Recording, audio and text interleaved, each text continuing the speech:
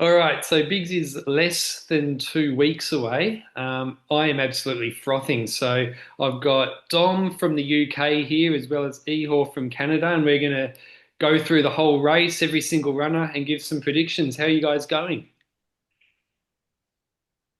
How are you? I'm doing great. Yeah, yeah. Thanks for inviting me. I don't know if I qualify as an expert, but I'll do my best, to present some runners that uh, I'm responsible for.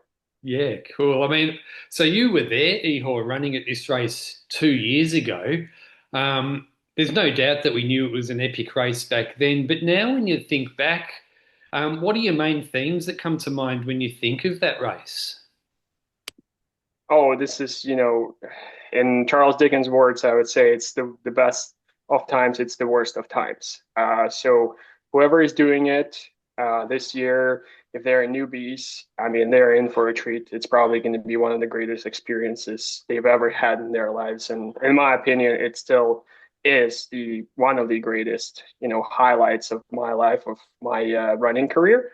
So I'm sure even those returning like Harvey who's been doing it for many, many years, it's still going to be new to him. And this is a great experience. I know it's the end of the season, but it's like such a cool end. It's like a cherry on top of this season. So I'm sure we're going to see some insane carnage. And as much as I would want to be there, I'm really happy that this year I'm on the other side and I get to watch the carnage, not to be a part of Yeah. it. So, yeah, I like. Do you think you'll have a little bit of FOMO when you're watching it on the live stream, Ihor? Yeah, yeah, no, for sure. I would love to be there, but I guess not this year. I think I'm gonna take a break and see if I can come back. But once we get into day 4 and 5, I'll have less FOMO and I'll be like, oh, okay, good thing I'm not there. Once all the smiles are gone, once the bodies are leaning left and right and people are barely making it, and but that's the best part to watch it, right? As much like I still haven't watched myself from 2 years. I know it's all on YouTube. It's just I tried. I'm like, oh my goodness, I'm so miserable. But the cool thing about Bigs, the cool and probably sad thing is that it's gonna reveal all the weak spots of everyone. Mm.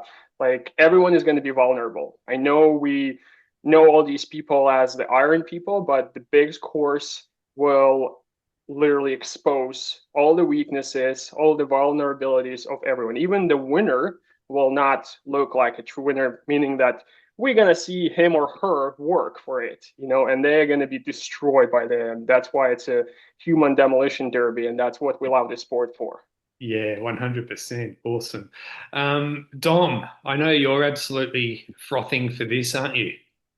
Yeah, really looking forward to it. Yeah, thanks for asking me on as well. I don't feel like I'm qualified enough to be on here with Ihor, but it's yeah, it's an honor. Thanks for asking me on, and I'll try and do my best as well to represent from afar from someone that's not quite at that level, but still very much passionate about it, as you know. Yeah, awesome. I know we message each other quite a lot, Dom, about the bigs and stuff like that. I reckon we're going to break a few message records during the race. Quite possibly, I think so. Good job you don't have to pay 10p per text like you used to, right? Racking up a few phone bills if so. But no, looking forward to it. Yeah. So, so what I think the way we'll do it is work our way from the bottom up on the runners list. So we've got 75 runners, a mix of the national champions and runners who made it via the at-large list. Um, so yeah, starting from the bottom, we start with Brian Pasmore from Paraguay. Ehud, do you know much about Brian? Yeah, I actually re-listened to your guys' podcast from 2 years ago. I listened to it before Biggs, and I re-listened just to make sure I know what's I'm not missing anything. And as much as we're going to talk about all the goats of the sport and the famous people, I want to make sure I know something about, say, the newcomers to the sport because you never know what to expect from them, right? I also was sort of a no name going into Biggs, right? So it was interesting to dig into the lives, what I could discover, because people are super private and you can't really find much online. But as much as I could, I did. So yeah, Brian Pasmer representing Paraguay. He is actually one of the youngest on the roster. There's only four people in their 20s among 75 runners. So he's 29 years old. It's his first um, showing at Bigs. In fact, I think Paraguay is the first time represented at Bigs. So he's 29 years old, national record holder. Um, he hasn't done a lot of backyarding, but he has done some ultras. He did a 100 miler in Argentina a couple of years ago. He's done some races in states like Run Rabbit at the altitude. So he's not new to climbing. And I think he's going to do pretty well at this course. He's also probably one of a few who also competed or represented his country at the 2025 World Mountain Trail Running Championship that just happened a couple of weeks in Spain, in Canfranc. So he was repping Paraguay there. So I think he's going to do well on this course. Again, we don't know how far he's going to go. He's a young blood, and it's nice to see him. But I hope he's going to, up the national record for sure. Yeah. I know it's only 24, but again, we can't be fooled by that number, right? Where I hope he's going to go far. Yeah, awesome. Next, next on the list, we've got Ned Phillips from Singapore. Ihor, you mentioned Brian's one of the youngest in the field. Ned is on the other scale. He's run at the Sat Champs for Team Singapore 3 years now. So he's been around the backyard block a few times. Last year was the first time he finished as the national champion, and he's 58 years old, I believe. And these older runners, they really inspire me. So, yeah, I reckon he'll be going in all guns blazing, and we can expect him to run a big race. Um, and then we've got Jason Williams from Bermuda, Dom. Yes. So, interestingly enough, Jason, actually, I noticed he ran Spartathlon only, was it last weekend or the weekend before? So I don't know if you guys know much about that, but that's quite a tough race. Yeah, I think 150 plus Marin did it miles. too, right? Oh, nice. Yes, yeah, he did. Yeah, there's quite a few. There's some of the UK guys I know ran it as well. Like Matt Blackburn, who we'll get onto, usually does it. He didn't ahead of Biggs, but yeah, I noticed that Jason did. Was the first person from Bermuda to finish it, and yeah, I couldn't find an awful lot else about what else he's done this year. But obviously, that doing that so close to it, we'll see how that impacts his run. But Mm, obviously, he's got a good history there. If he's managed to finish that only last week, should be in a good spot to perform well. yeah, for sure. Peter Johnson from Ireland, Dom. Do you know Peter?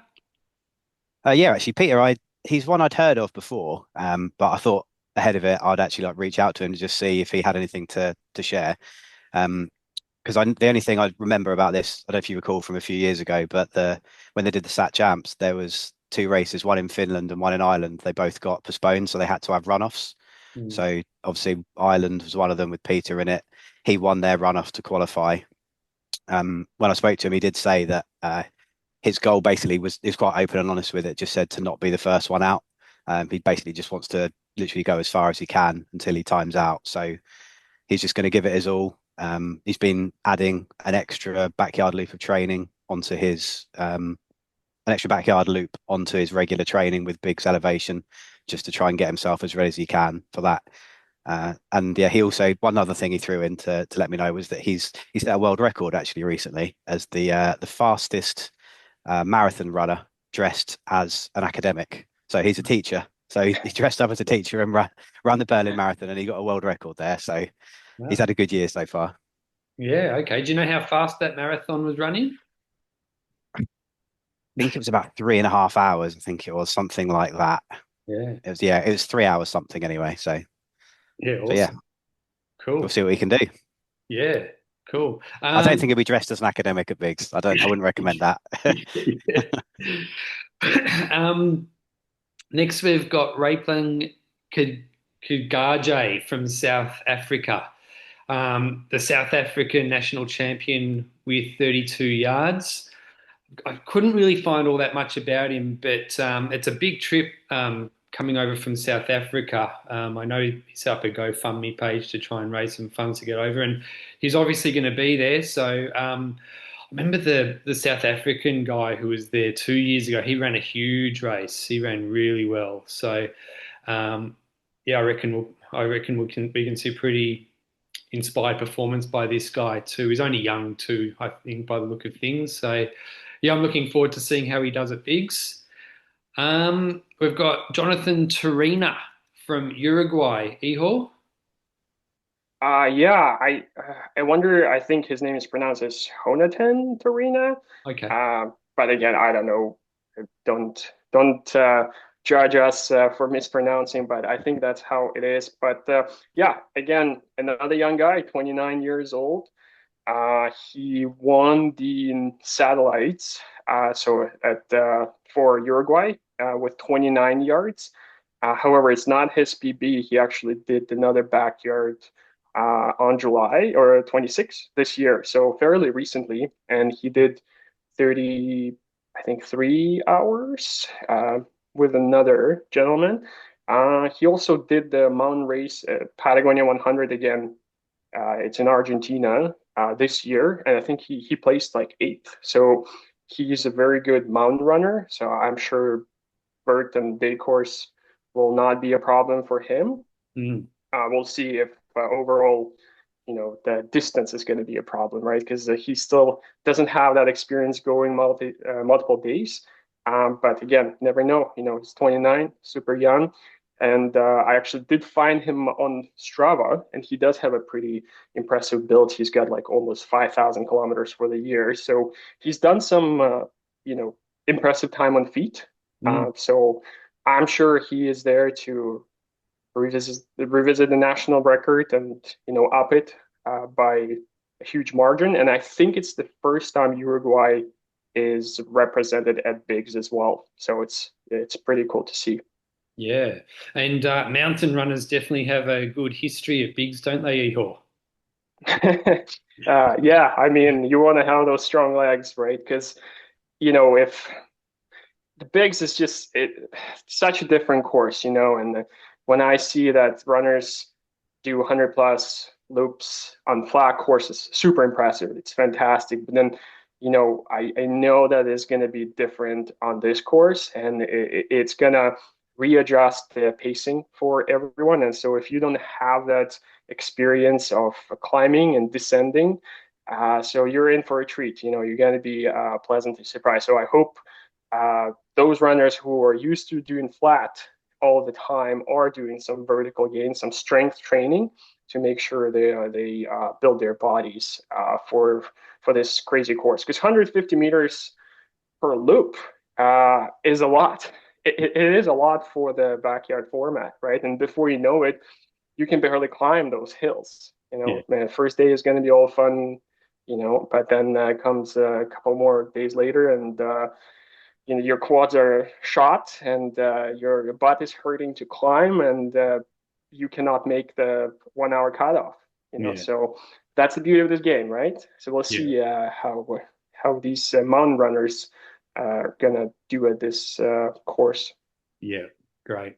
Yeah, I think Um, from an outsider's point of view as well, I just, if Ihor no, could advise that it's because of the technical nature of it as well. It's not just the fact the elevation gain; it's how technical it is going up and down that, and how energy sapping it is. Because I did one recently that was similar elevation, but it was quite a runnable version, and it wasn't too bad.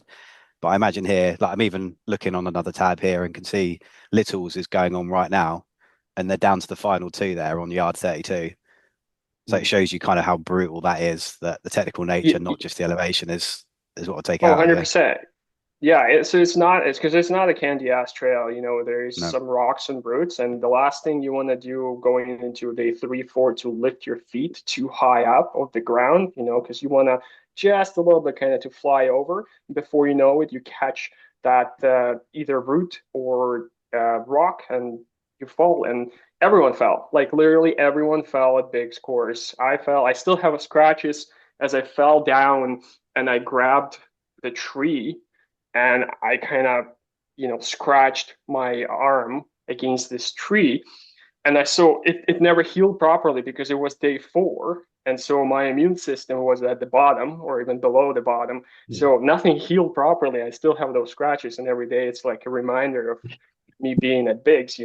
Yeah. So definitely watch your feet, and you don't want to take yourself out because you didn't, raise your feet and you injured yourself that way. The only way you want to be taken out if you are actually past your limits, you're passed out or you're done, right? So that would be a great story to tell. Yeah. Do you think that into like the switch between the road and the trail, is it hard going back to the trail after running 13 hours on the road? I guess it depends on the person. I was looking forward to the trail, just being a trail runner, and that's where I run, and I cannot stand running roads. And Mm. the fact that there are 13 uh, road loops was killing me. I was like, why isn't it 12 and a 12? But I get it. The day's short, and Mr. Cantrell doesn't want anyone lost there on the trail past Yeah. the daylight. So I loved the trail. In fact, if you remember, I pulled out in the first road loop, and running on the road was horrible. I just don't like it. But we take other side runners like Phil Gore, Sam Harvey, who can run fast, right? Who can bank that time, and so they could sleep. Yeah, it's great, right? So, but I think the beauty of this course in general is that we were all looking forward to that switch because it also not only technical change but also mental change, so that we're not seeing the same trees, we're not seeing the same turns. There's actually some, we see some neighbors, you see some cars passing by, and it kind of it helps you to switch mentally as well. So yeah, I love that aspect. Yeah, cool. The next runner we've got from Estonia, Carl Kevin Rule. Dom? So Carl is, yeah, so he's the Estonian champ, qualified by winning their SAT champs with 36. Looks like he's been running for backyards for a few years now. I could see he's one of those who's gradually sort of built up his PB. Had a little look around online. You could see on his Instagram he's been up in his training quite a lot and incorporating quite a lot of hill work in as well to get himself ready as possible. Yeah, It looks awesome. like Carl is actually the youngest runner too. He's 24. Okay, awesome. 24. Yeah. I wish I was running when I was 24. Well, you know Same. what? I don't know if it's a good thing, because I mean this format clearly favors those in say late 30s, 40s, right? So as long as Carl does it smart, he doesn't damage his body to an extent where he cannot run or do the same and later. So because I think last year, or sorry, 2 years ago, the youngest participant was 19 or 18 from Poland. Yeah, So that's I right. guess the age. Yeah, he did well too. Yeah. Oh, yeah. He did great. I actually remember clearly uh, speaking of the course, he did not like the trail. He showed up in these road runners. Mm. And I remember he fell so many times on the trail. He was like bleeding from all over the place. I think that he definitely didn't favor the trail course, Yeah. Yeah, I remember he came back from the dead as well. It looked like a lot of people were just from the live stream, they were picking him as the next one to go, but he stuck around for ages. Oh yeah. Yeah, he's a tough youngster for sure. Yeah, It's a fool's um, game, isn't it? Trying to pick who's going to go when you're yeah, looking at them going, oh, he looks rough. And then 2 days later, they're still going. So yeah, Yeah. you can't do it. yeah. Um, Argentina has Louis Augustin Casages, Ihor.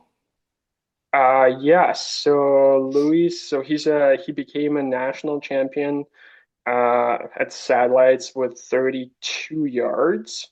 But then he ran another backyard in January this year, and he did not win it. He won. He became the assist. So he ran. I guess he ran what 37 loops, and the winner ran 38 loops.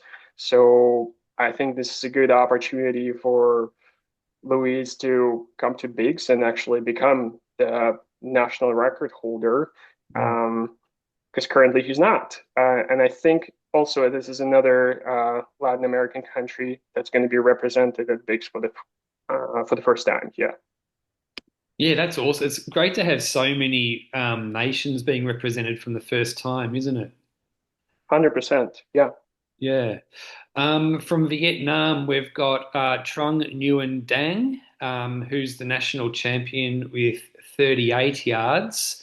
Um, couldn't find much about him, but I mean, he's obviously tough. It's a warm place to be running backyard ultras, so I imagine that like if it does get warm, and I know it can get warm at bigs, that won't he should be suited to those type of conditions.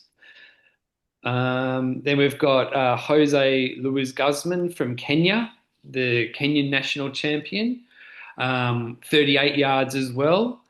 Couldn't find all that much about him, but I'm sure we'll learn a lot during bigs. And being from Kenya, I Is he mean, from Bolivia? yeah, actually, I'm looking at that now. Yeah, it says Bolivia and it says Kenya, so I'm not too sure what's going on there. Maybe qualified from a race in Kenya.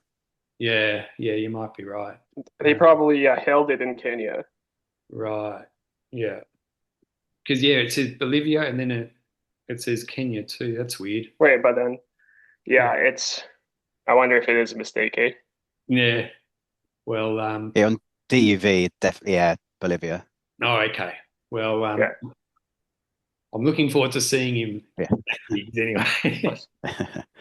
And then from Pakistan, Jamal said, he's a runner who qualified 2 years ago as well as the national champion. I think he did 50 2 years ago for the Sat Champs team Pakistan, but he couldn't make it 2 years ago. I believe was because of visa issues. So he'll be absolutely chomping at the bit for this. He's been wanting to get there for such a long time. So now he's finally there. He'll be going. Yeah, he'll be fired up. So that's exciting that he's going to be there. Denmark, we've got David Stoltenborg. Ihor, you ran with him 2 years ago. I did, yeah. David is a great guy and a great athlete as well.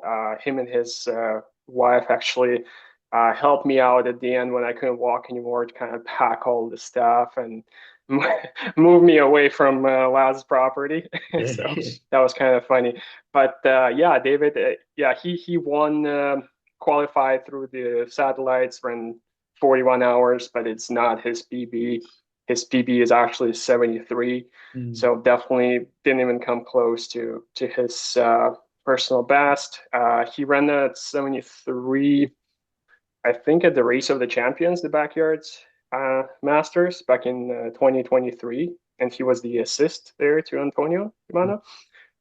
So David is also a very strong guy. I think he did. There's a race here in the States called the Conquer. It's sort of the backyard format, but a bit short. But you climb 350 meters per loop, Right. and they hold it in December. So it's very cold. It's in, I think it's in Georgia, just outside of Atlanta. So the temperatures like can get to below -20. And Right. so he actually won that race this year. Was it in December last year? So, and they actually have a nice prize there. I think it's like $10,000. So Wow. David just showed up, uh, won the race, collected the check, and left. I think he signed up for it again, so he's probably going to go there after Bigs. Yeah. And he owns multiple Danish records in 500K, 72 hours, 300 mile. So, uh, oh yeah, he's around like 300 plus miles at Bigs, yeah, 73. And so, unfortunately, 2 years ago, he didn't have a great time at Bigs. He ran 34. So I'm sure he's going to come back and do much more. And I hope he's going to hit that PB Mm. and new national record. Actually, did find him a bit on Strava. He's done over like 4,000 kilometers, so he's looking healthy, looking fit. Mm. I think he's gonna rock and roll. Yeah. Yeah. He's definitely a runner. I remember 2 years ago, I was thinking, oh, this bloke's going to stick around for a long time. So I was surprised when he dropped when he did. But yeah, undoubtedly he'll be hungry to for some redemption, I think. Totally. Yeah. Dom, um, Stefan from Austria. So Stefan, yeah, he's the Austrian national champ, won their race. He's actually done really well actually this year. Looking at it, he's done three races too, which are backyards, and he's won all of them. So he won with 37 hours and 36 hours in his two backyards this year, and he also won another backyard at the tail end of last year too, obviously to qualify with his 42. So his last three backyards all wins: 42, 36, 37. Someone who looks like he's not found his limit. Yeah. Um, and Portugal, Jose Monsanto. So Jose, yeah, he's one I've spoken to very briefly as well. Actually, seems like comes across as a really nice chap. Um, he when I spoke to him, he said he was delighted to be running there at what he described as one of the toughest races on earth, which I'm sure he's definitely right with there. Says that his training's going really well. He's ready to just embrace the opportunity and give it all he has because he's really proud to be representing his country. So said he's just ready to push it to the absolute limit. He sounded pretty fired up when I spoke to him, so Yeah. be exciting to see what he can do as well. Yeah, awesome. Yeah, I love that all these people are getting the chance to represent their country. It's awesome. Next, we've got Verneri Teppo from Finland, Finland's national champion with 47. He's never lost a backyard ultra. He's run 47, 40 yards, and 32 yards. So, I mean, this will be a perfect opportunity for him to see how far he can go. And these are the kind of runners that can do, but you just don't know. They could stick around to the very, very end. The ones who have never lost a backyard, like you were in a situation you'd never lost a backyard when you went into bigs, isn't that right, Ihor? Yeah, that was my third backyard, and the first two I won both. So yeah, like people like Berneri, they are all dark horses, wild cards. You just don't know what to expect from them. They who knows, maybe they'll drop a few hours later, or maybe they'll last 100 plus. And Yeah, that's the cool thing, right? So yeah, definitely bigs will help them to either discover those limits or push them basically to the brink. yeah. Willie David Christopher, Ihor. Yeah, so he's the Malaysian national champion. He was at Bigs 2 years ago. He ran 48 hours, and this is, I guess, his PR. He did win the national champs with 29 yards, so I guess he didn't even sweat for him. So very experienced, got a lot of fancy races on his belt, and he also did Spartathlon in back in like 2017. So 43 years old, he's coming back, and it's nice to see him returning to Bigs. Yeah, awesome. And Giovanni Grisang from Brazil. Yeah, so Giovanni, I see he's the only one that is a national champion assist.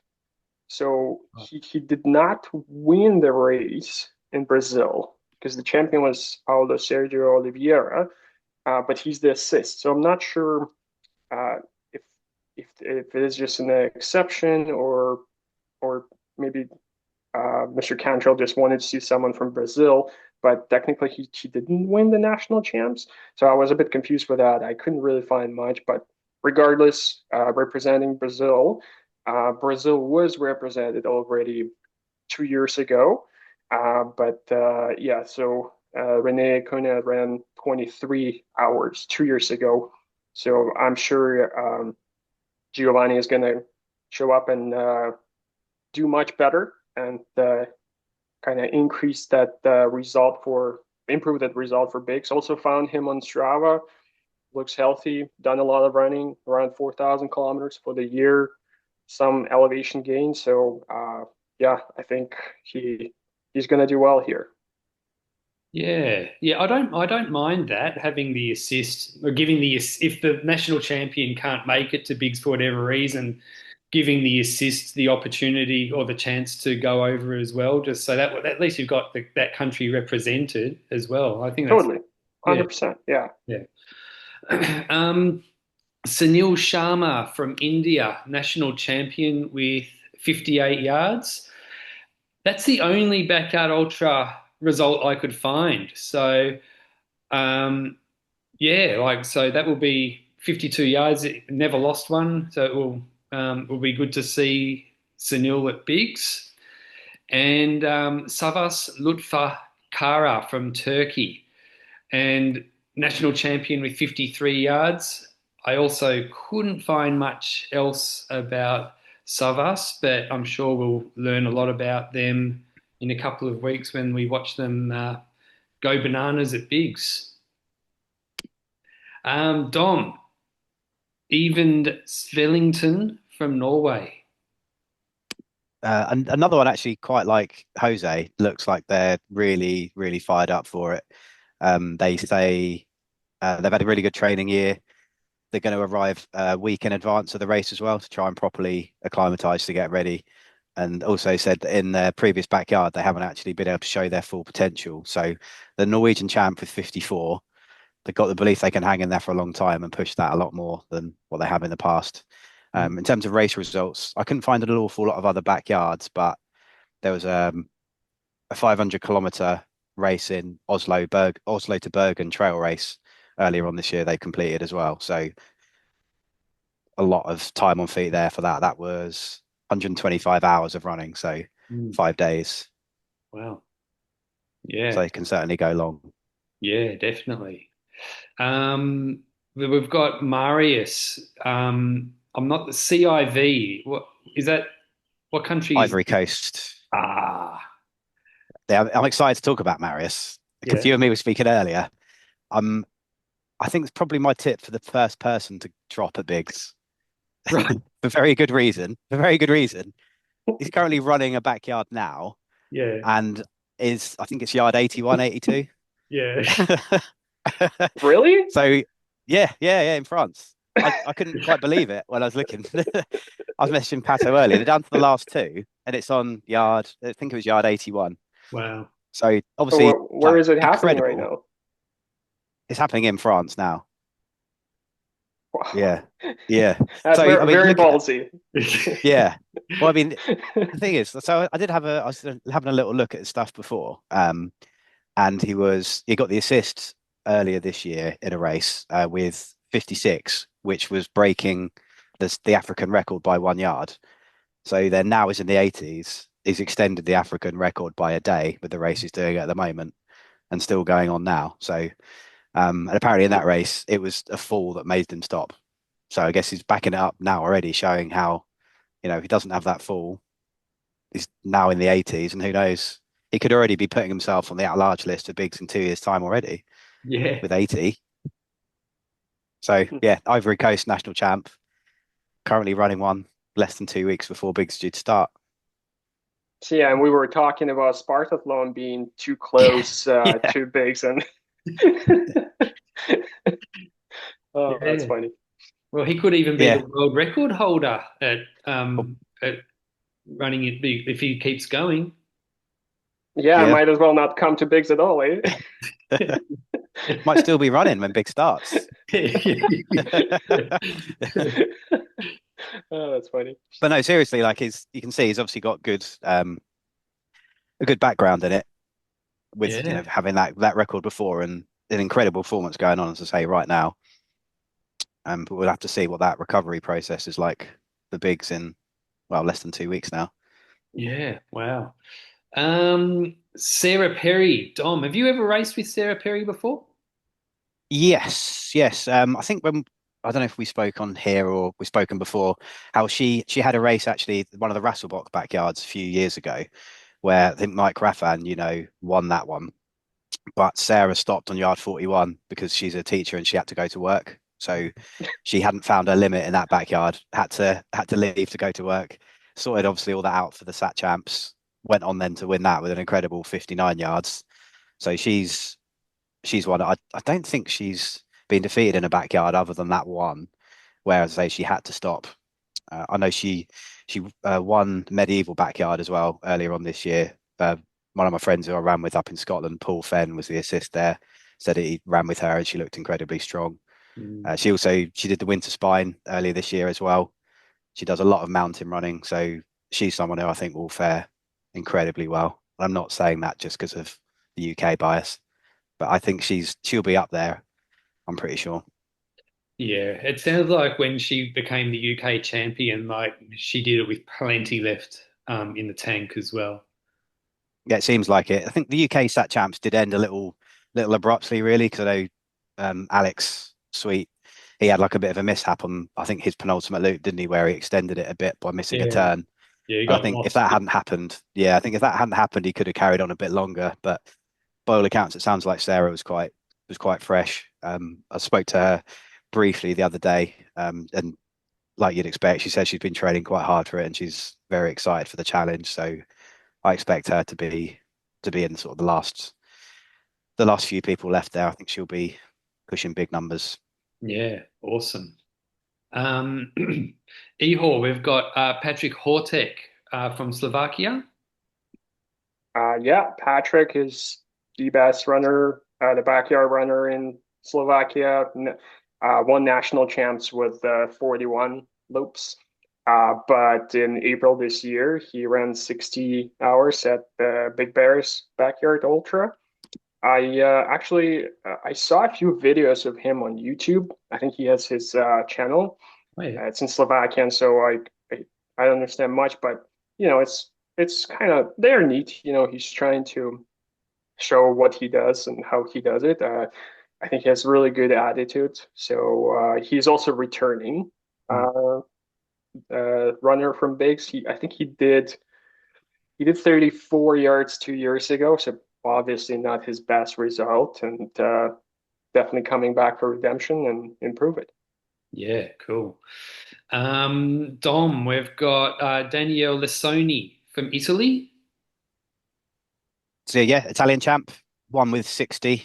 Um, Also, it's run a 61 before as well. I noticed in 2023, so qualified without it being a PB. Also, I noticed as well his journey there is actually being filmed. So I think it's Simone Luciani. I don't know if you might remember him, but he also filmed Antonio Demano when he ran Suffolk a couple of years ago. So he's also quite good friends with Antonio, and he's having that. His race is going to be documented by him there. So yeah, he's quite fired up for the race.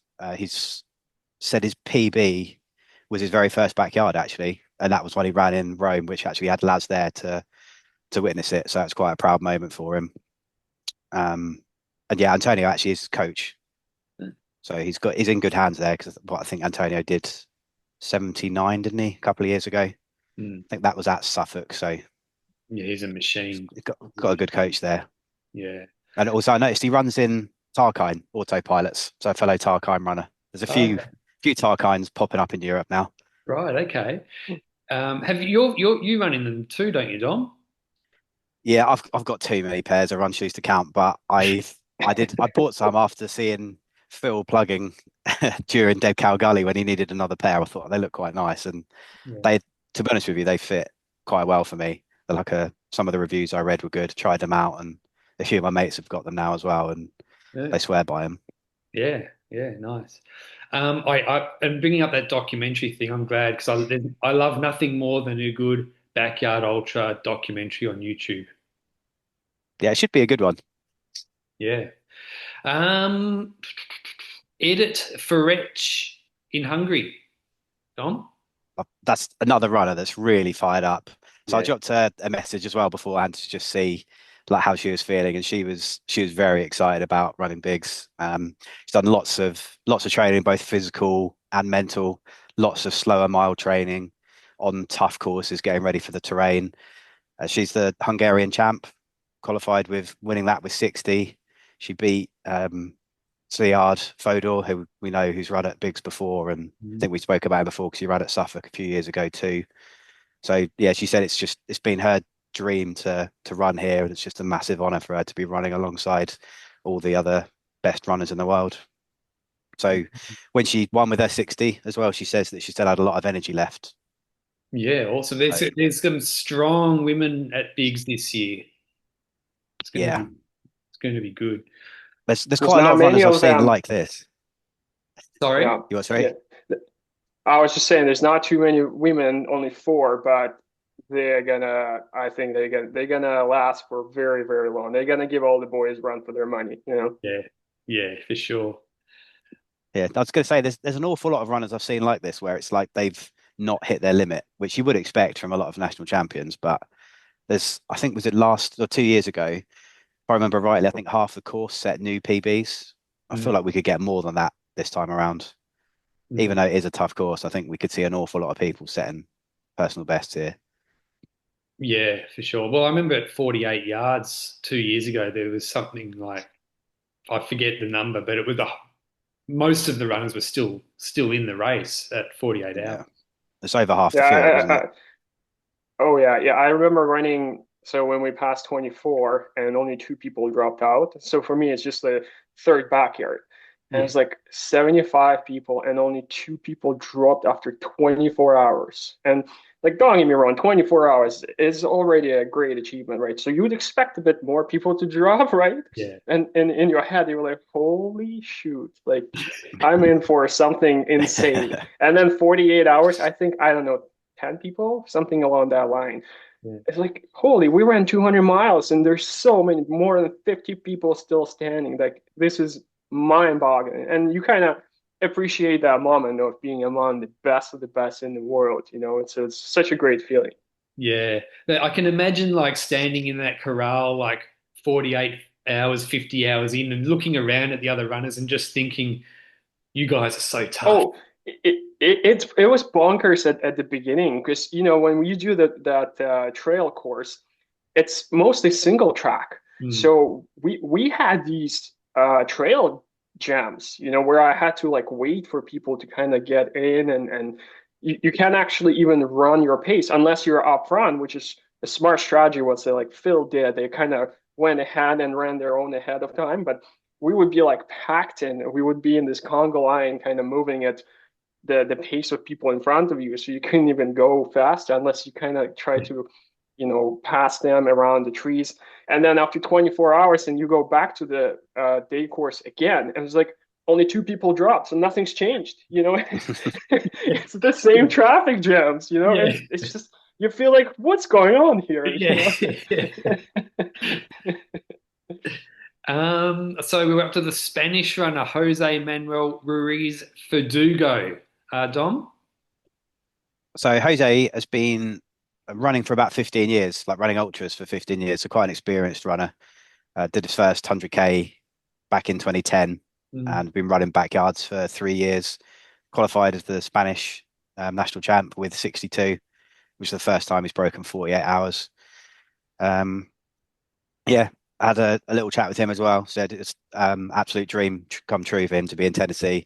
Wants to just enjoy running every loop possible while running with, again, some of the best athletes from all over the world.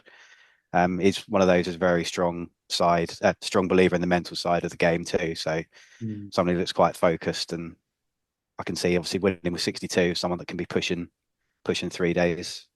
Yeah. It must feel surreal at the start of that race looking around it. It's actually starting. Like, did it feel a little bit surreal like when you were about to start the race, Ihor, 2 years ago? Oh yeah, like it felt like in the movie a little bit, and Yeah. like you get those chills. Like, I've never seen anything. I haven't had any international experience of racing, right? Just did some smaller races in Canada and stuff. But then you show up here and you see all these people speaking different languages, all this intensity. So it gets so real. And so you do realize that you're among 74 the best of the best in this format. And you get a little bit, that feeling like, oh, do you even belong here? So a bit of imposter syndrome that hits you, like, and then you see like, oh, Phil Gore there, he was the world record holder at that point, and look, he still is, right? Again. And like I saw him there, I'm like, whoa, that's so cool. I get to run with these, legends of the sport. So it definitely felt surreal. It still is. I still cherish that moment and appreciate it. I'm hoping to go back there one year again. But yeah, it's a great experience, especially for the first timers. And again, I was 29 years old, right? So for the young guys that go there, what a fantastic experience. Absolutely amazing. What Mr. Cantrell created with his team is absolutely unique. And I just hope that everyone who does it this year just appreciates the moment, especially those returning champs or returning runners, so that they don't take it for granted, right? It's just such a unique opportunity. So just savor it, like live it up, get the kick out of it and just enjoy it. So that would be my advice to all their runners going into it this year. Excellent. So I think we're up to Thor from Iceland. I remember Thor was giving you a lot of help towards the end of your race 2 years ago, Ihor. Oh yeah, Thor is such a nice guy. In fact, he just messaged me like a couple hours ago. He helped me out at the end where he was kind of icing my head. And it's funny because at that moment I couldn't really understand what's happening, but then all those flashes come back and you remember all the conversations. And I remember he was telling me, it was just Harvey and I left, and he was like, if you win bigs, you get into Barkley directly. And I was like, oh, I don't care about it. I I remember was like, seeing I that on just the want, stream actually. yeah, I was like, I just want to be done. Yeah, but yeah, he stayed there all the way to the end with me, helped out. Great guy, definitely he didn't have the best race at bigs. I think he did only 27 yards. So he won the national champs with 62 yards, and that's the current Icelandic national record. He's been doing super well. Also, did a lot of running this year and got some elevation training in. So I hope he's gonna have the race he deserves. I really hope he will set the new PR, and I told him not to even target PR, just target the best self you can, best performance you can deliver, and then before you know it, you'll be in the 100 club. Yeah. So I really hope he's going to have a great race, yeah, because he definitely deserves it. Yeah, and he keeps leveling up. Like I remember 2 years ago, he was the national champion as well, but he had that record taken away from him in about a He year did, ago, I yeah. think, and then that must have fired him up because he came out and absolutely smashed it for Iceland at the Sat Champs and became national champion again and broke the record. So yeah, I'm looking forward to seeing him run as well. Um, we've got the Polish runner Mikhail Sitarek, Dom. Yeah, the first of five actually. I think there's five Polish runners there, so quite a strong representation. Mm. So it looks like he's like very experienced backyard runner from what I can see. I found like about a dozen backyards that he's done before. Qualified with the Polish Sat Champs last year with 63 on the at large. Won one as well. So the heavy metal backyard in Estonia, he's won. Has also travelled around quite a bit. He's done Legends backyard too. So done another one in Sweden. So it's quite an experienced international runner. Yeah, Yeah, I think he's like the last one to qualify off the at-large list, right? With 63. I think yeah, that's Yeah, where the quite possibly. yeah, cut off this year. yeah. That really dropped down fast, didn't it? At one stage, it looked like you're going to need at least 80 to get. 82. Yeah, Yeah. it was like 82. I was looking at it and like, holy, this is like insane. And then finally people started pulling out this and Yeah. that. Some people couldn't have visas, right? So Mm. but still 63 is still Oh, enormous number. Like think yeah. about it, it's over 2.5 days of running. Like Yeah. try to produce that, right? So it's very impressive. Yeah, for sure. And I mean, I'm sure he appreciates how lucky he is, I guess, to have scraped in as the last runner on the at-large list, and he'll be making the most of the opportunity. Yeah, Polish team is insane. Like Yeah. if you think about it, it's just uh it's a fairly small country, like 36 million people, right? Like it's smaller than Canada by population. And I think they have six. Do they have five or six? I think they have six. I have Maybe it six is here. six. Oh yeah, because Bartosz is there as well, isn't he? I think there's five I've got notes on. So yeah, maybe there is Yeah. six, which is incredible for, as you say, for that country of that size. Yeah. Yeah, And it it's was fantastic, and Polish guys. They're super nice too. Like the 2 years ago, they were great. They worked as a team too, and it's a bit different. I guess different squad this year. I mean, obviously Bartosz is still there, and now they have the new leader, I guess, by the total or the new national record holder, Lukasz. So I'm sure we're gonna see some great results from this team. And they're only new to backyards as well. Like the Poland team, it was their first time running it, the team champs 2 years ago. So they're still, yeah, they're still new at the format. Um, then we've got Czechia, uh, Yaroslav Kaprika. Dom? So yeah, I had a look at some results there. That he's done quite a lot of UTMB races this year, like between sort of 100k and 100-mile races. One of which I saw was a 120k race in Slovakia that had about 20,000 feet of climbing in it. So been getting some good hill training in. But in terms of other backyard results, I couldn't find an awful lot other than obviously winning the Czech national champs with 63 last year. Yeah, very good. Um, Dave Kwiatkowski from the USA. Ihor? Yeah, so he is the first one on the largest team representing the United States.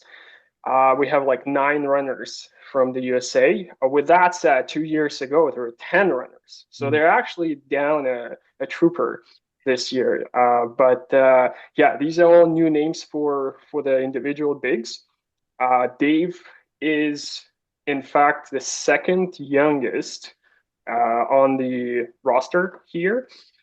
He's only 28 years old, representing Arlington, Virginia. He is, even though he's young, but he's got a lot experience. In fact, he's a streaker, so he runs every day.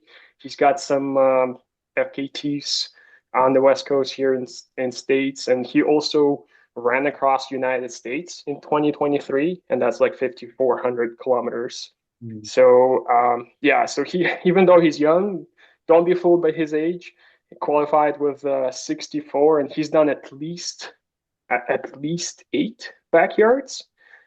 So and he kept improving from like 27 to 64 now. And I guess the most recent backyard he did the Suffolk backyard. I don't know if if you saw him there.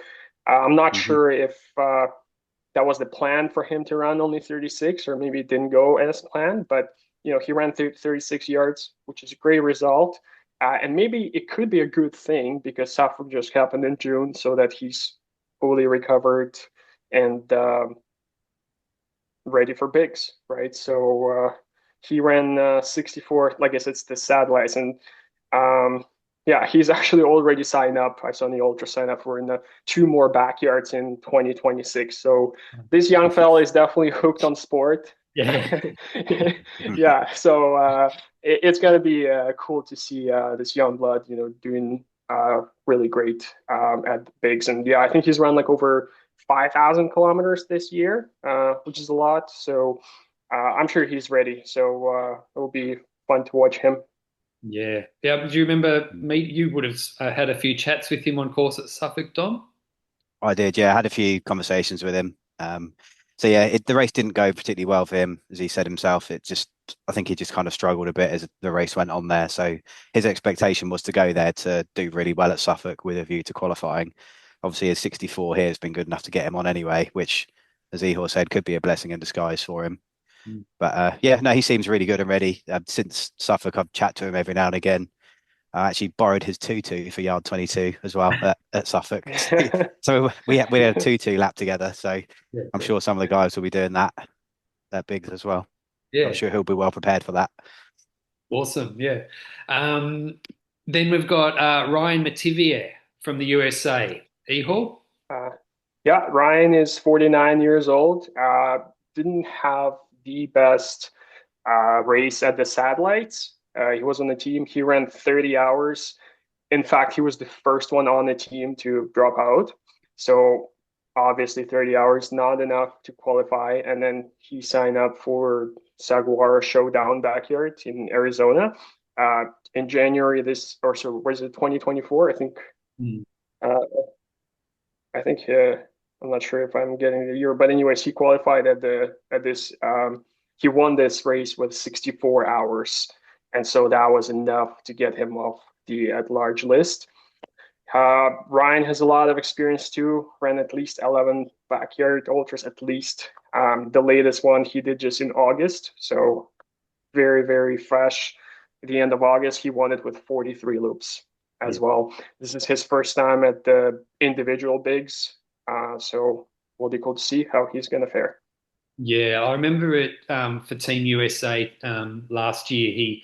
He was injured going into the race, so he made it a goal to make that USA team. And a long way out, he made the team, and then yeah, unfortunately, he did. He was injured, so he'll be fired up for some to make up for that. And I don't know if you've seen him, but like you mentioned, he's 49 years old, but he he has He's the jacked. he's yeah Jack. He, I mean, I would love to have a body like his. He's amazing. Yeah, he's definitely Jack. I saw him on Instagram. Yeah, super strong guy. So Yeah, again, this course will be nice for him if as long as he's starting it injury free, and I'm sure he's gonna hit a new PB here. So yeah, it will be. I think 49 is a good age for endurance wise for the backyard too. It's Harvey Lewis 49 too, I believe. So there you go. So we'll see how it's gonna go. yeah, excellent. Another Polish runner, Sebastian Sikora. Dom. So Sebastian qualified with the assist actually at the Polish national champs. So qualified with 66.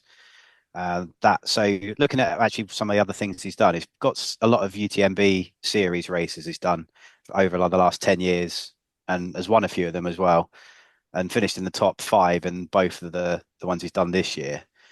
Did one in June, 240 kilometers with 7K of climb as well. So another one who's I don't know if those races were with bigs in mind, but certainly seems to be conditioned well enough for it. Mm. It's definitely a trend I've noticed on Strava. These beasts who do backyard ultras, they do a lot of elevation. Like I remember Ihor, you do more than 100,000 meters a year on average by the look of things. I mean, where we live here, it's easy. I guess where I used to live, I moved a bit neighborhoods, changed the neighborhoods about the neighborhoods where I used to live before Biggs and Barkley. Like when you step out, it's either up or down. There's no flat. You literally have to drive to get flat. And so we're pretty blessed with all the mountains and technicality of the trails. And it was kind of easy to build that vert, and it helped to maybe I wasn't necessarily the fastest runner, but I felt really strong on the trail. But again, just like I said, Biggs is good at exposing all the vulnerabilities and all the weaknesses that you have, and it will do to everyone this year too. Yeah.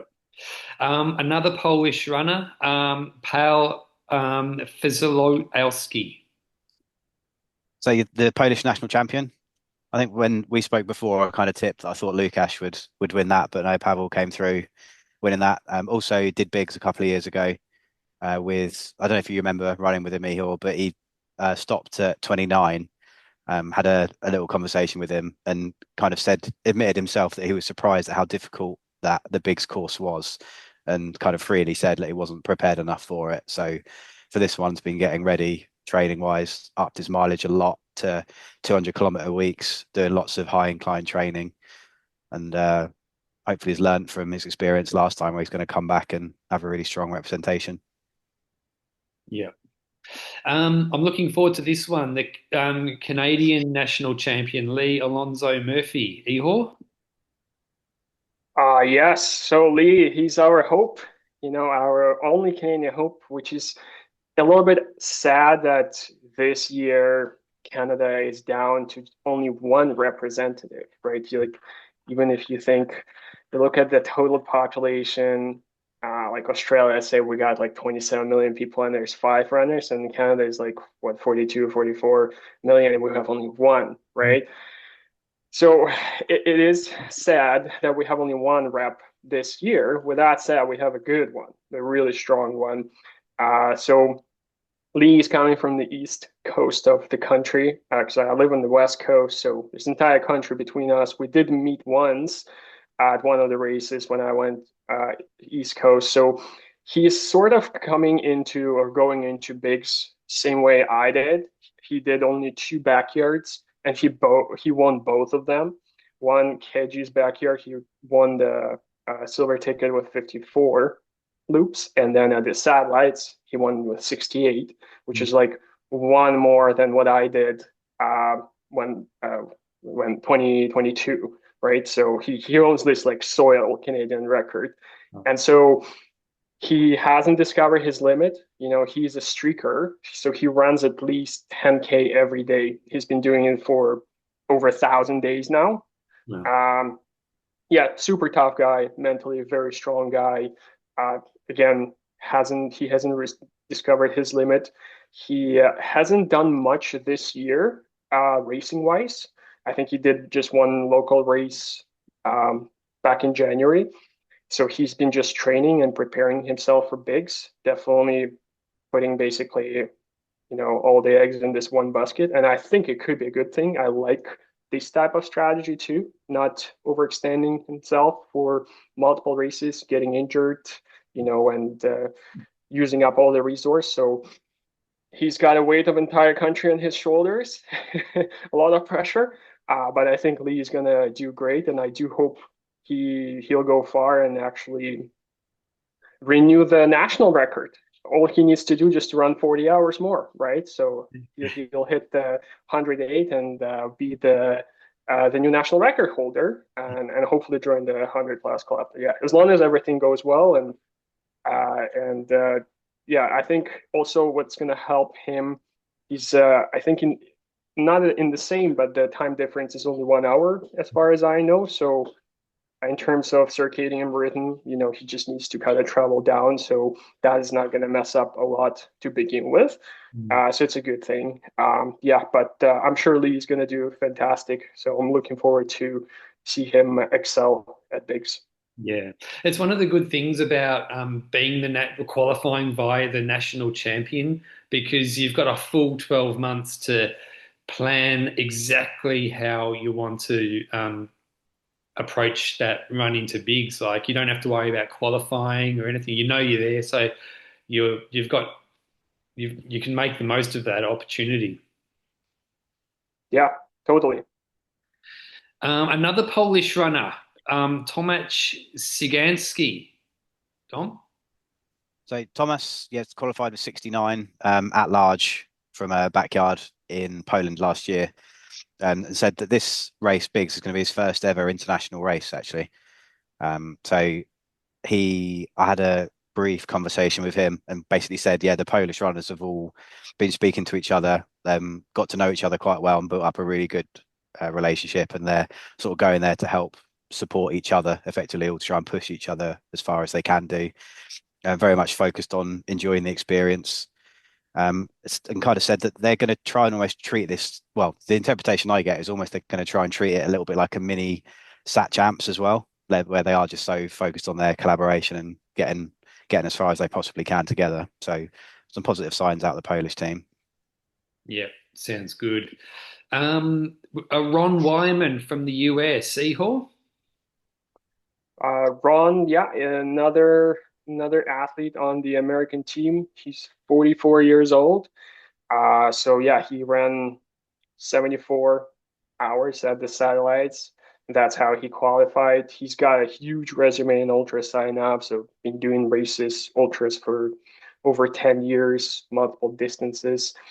Looks like the last backyard he did in February this year, and he won it with 16 laps. So I guess it wasn't very competitive one, kind of like a warm up for him, not even a warm up.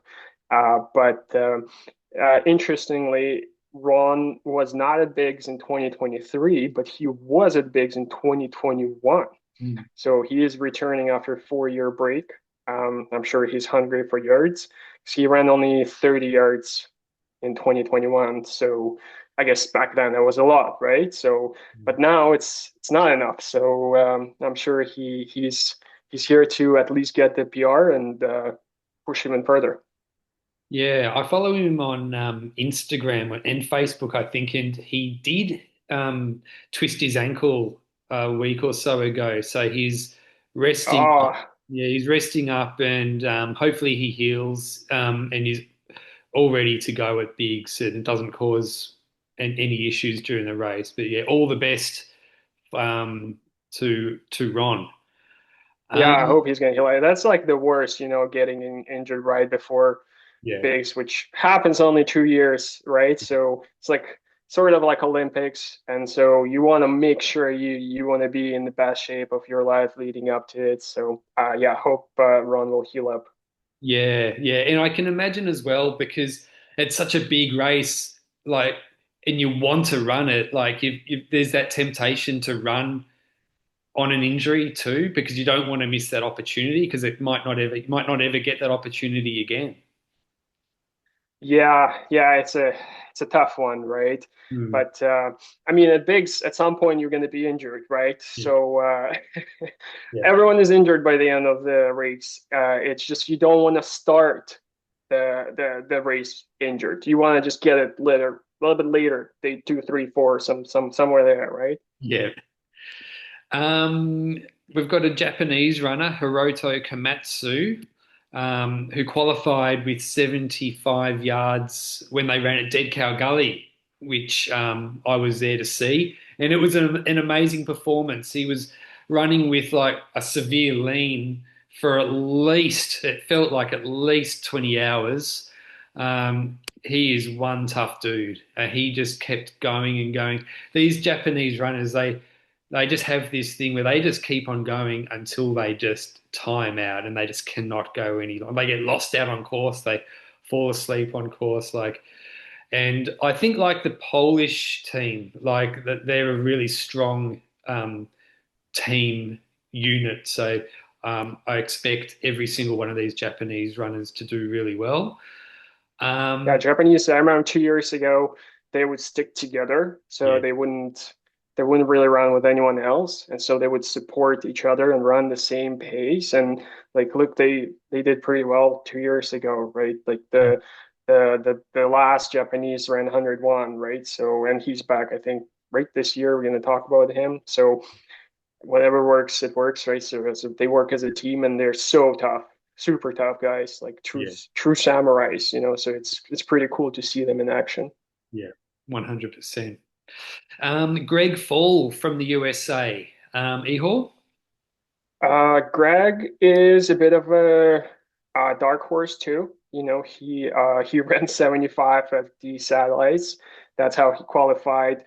As far as I could see, he did only two backyards. One in 2023, he ran 58 loops, and then at satellites, he ran 75 loops, uh, which is crazy, right? And so he'll do. It seems like Biggs will be his third backyard. I can't really find much about him on Ultra Sign Up. Doesn't look like he's done any races in 2025 at all. So he's 44 years old. I kind of like this type of runners too. They're a bit private. You don't see much going on, and then they show up and they run 75 hours. Like, where did that come from, right? Yeah, So it's pretty cool to see. I hope, yeah, Greg is in great shape, and I'm sure he's going to represent states proudly. So yeah, it will be interesting to see how he's going to do it at Bigs. yeah, cool. Um, Next is Dan Carmack from Australia, and he qualified with 75 yards that he did for Team Australia. He only found out that he'd made the at large list recently, like a lot of those runners, like in the who have qualified in the 60s and 70s. Like, yeah, he only found out recently. But he's another young gun, and he's such a talented runner. And he's definitely a fan favorite in Australia. Like the way he came back from the dead at Sat Champs in the 40s, and he ended up running 75 yards. He looked down and out at around the 40-yard mark. But yeah, he it was a huge comeback. But I actually saw on Friday he got stung by a bee and had to get taken to hospital. So I hope he's recovered from that okay, getting stung by a bee. Yeah. Um, we've got Jen Russo, the legend, Jen Russo from the USA. Yeah, Ihor? you said it right, Patto, the legend. It's how about we take a minute of this appreciation and give Jen credit. She's repping double minorities here. Well, first she's a female. There's only four females, and she's rocking it. And as far as I could see, she is the oldest Hmm. athlete on the roster. She's 59 years old. Yeah. So she's just defying the odds and just crushing it. Like when I say like when I grow up I want to be like Jen Russo, it's because Yeah. she is impressive. When you were thinking imagining like tough people, you think about some like SWAT teams, jack guys. When I imagine tough people, I picture Jennifer Russo, this like little lady, but she's gonna plow through days after days and just deliver incredible results. So this year she did a 100-miler in Florida in January. She actually placed second.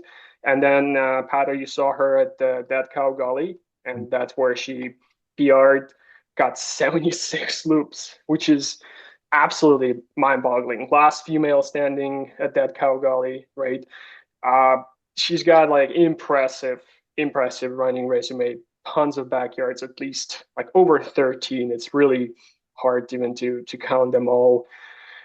She's definitely a legend of the Capitol backyard, Virginia, and yeah, she at these satellites she ran 46 yards only. But clearly it's not enough to join um, to get on the to Bigs, and also at Bigs 2 years ago she ran 53 yards, and she was the third last female. At that point, her PR was 74. Obviously, again, not enough to qualify for Bigs this year. So she just flies across the entire world, that Calgary, and just puts on a clinic there and gets her spot for Bigs. She also was at Bigs in 2021, where she ran 30 yards. So that's her, I guess, what, third individual Bigs, which is impressive to see this longevity, this consistency in the sport. Yeah.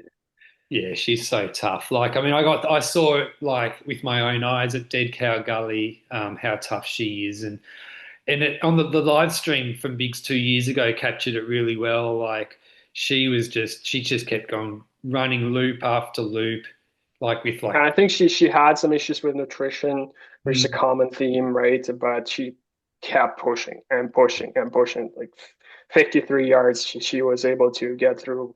And probably for most of those yards, she was struggling with all the nutrition issues, right? So I hope she's gonna, yeah, PR at least again. That would be really cool to see. yeah. We've got from France, Ronan Pierre. Dom? So yeah, Ronan is the French national champion with qualifying. Actually, are they? Oh no, they qualified off the at large. Sorry, with 80. So I saw the big total and assumed, but no. So 80 off the at large. Done quite a few backyards actually. Um, I can see won a backyard in France earlier on this year, and 2023 got a few results in the 40s and 50s as well. So yeah, I think they've been running ultras for quite a while. I could find results going back to 2012. So another quite experienced runner there as part of the um, French representation there, of which there's one or two more.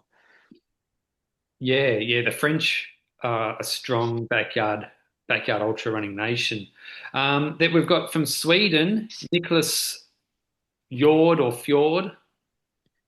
Yeah, so Nicholas, there's two Swedes, both called Nicholas, on that both qualified pretty similar actually. So Nicholas Jord was the assist with 80 in the Swedish backyard. So he leveled up quite a lot actually. I think his previous best was 42. Then on the Swedish Stat Champs got 80 to qualify. I couldn't see an awful lot that he'd done this year, but had a conversation with him a few days ago to just see how his prep was going. Said himself that he hadn't actually done an awful lot of ultra training, but done quite a lot of marathons. Um, Main reason being he actually found out about this spot quite late. So that's why. So hasn't specifically trained at longer distances, but again says he's hoping to go there and compete and hopes to set a new Swedish record, which that is 81. His current PB is 80, as I say, with the assist to another Nicholas that we'll chat about in a minute that got the win there. Yeah, I mean, doing like running like marathon training like is more focused on speed work and stuff like that. So, I mean, there's no doubt he's going to be fit and fresh, I guess, for bigs. Yeah, certainly sounds like it. And it's done 80 before, so knows how to get the job done. Yeah. Um, Japanese runner Minoru Tanaka ran 81 yards for Team Japan to qualify for this. I couldn't really find all that much else, but like I mean, we know that he'll be strong. All the Japanese runners are, and they'll be working together. And I've got no doubt we'll learn a lot more about Minoru during the run in a couple of weeks. Next is Jivy Tolentino. Ihor, I know you're friends with Jivy. Jimmy Tolentino. He's probably one of the most interesting characters from 2023 bigs. Mm. I guess he qualified largely with his result from bigs 2023. It says so he lives in Ireland, but also on the national record uh, page, it lists him as the national record holder for the Philippines because that's where he's from. So I'm not sure if he's representing Philippines or Ireland or both, maybe both, you know. But anyways, he wrote a book in 2024 about his one of his adventures, and he became like the first Filipino athlete to finish the Philippines run. It's like a 490-kilometer run. He didn't do much since Bigs 2023.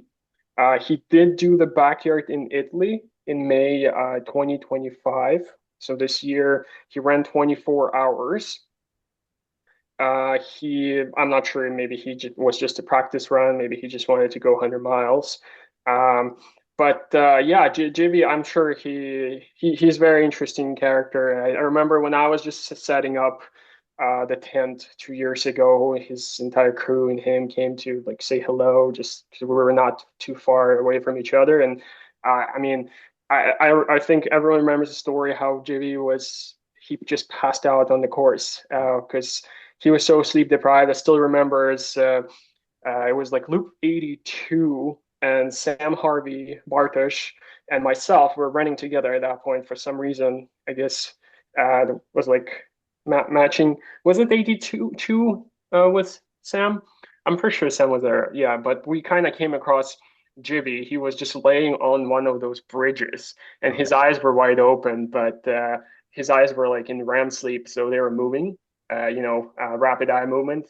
So he was sleeping. He was so deep in the sleep, he just fell asleep on the bridge. And so we just checked to see if he was alive, clearly, so everything was great. It's not like he was dead. We're like, okay, Jimmy, we're just going to finish this loop. And we're going to let them know that you're passed out here. But it just shows that he gave it all, like literally everything, right? To literally just ran until he passed out, pretty much, just fell asleep on the trail. So he's a great character, great person, great runner. So I hope he comes to it in good health and delivers the result he's going to be proud of. Yeah, his performance really stood out on the live stream because he was running so many loops and making it in with just 1 minute to go, and he was doing it for such a long time. And one of the most famous moments from Biggs 2 years ago was he didn't have enough time to refill his handheld. So you actually, Ihor, you poured some of your drink Oh. into his handheld. Remember that? Yeah, I think I do. Yeah, I mean, I think I had the two flasks or something. So, and I felt like, okay, I mean, like it's not gonna kill me, and Jivet might help to get through another loop. So, I don't know if that's the loop where he fell asleep, or maybe that was the one before. So I hope it wasn't my water that kind of knocked him out. And he's written a book. I want to read that book. I didn't know he'd written a book. Yeah, yeah, it's actually on Amazon. Yeah, it's an interesting story. I mean, JB is a interesting character overall. So, Yeah, cool. yeah, yeah. So it's a good one. Yeah, cool. Nicholas Sjöblom from Sweden, Dom. So the other Swedish Nicholas, the national champion, ran 2 years ago, doing 52 yards. Having a look actually at some of the results from Nicholas, I could see he's been doing backyards since 2019, and actually won the. It looks like he won the Swiss national champs in 2020. So represented Switzerland in the past, and then now representing Sweden 2022. He's done 3 backyards this year already as well. Said himself is quite low key, but say Swedish national champion at 81 didn't find his limit there. Mm. Yeah, it will be good to see how he goes. Ihor, we've got Rodolfo from Mexico. Yeah, Rod, probably one of the toughest guys here as well. Um, what did he run? He ran 75 at Bigs 2 years ago. I remember him. He was like a clockwork, just so good, so consistent. There were also two Mexicans, right? 2 years ago, and this year it's only one.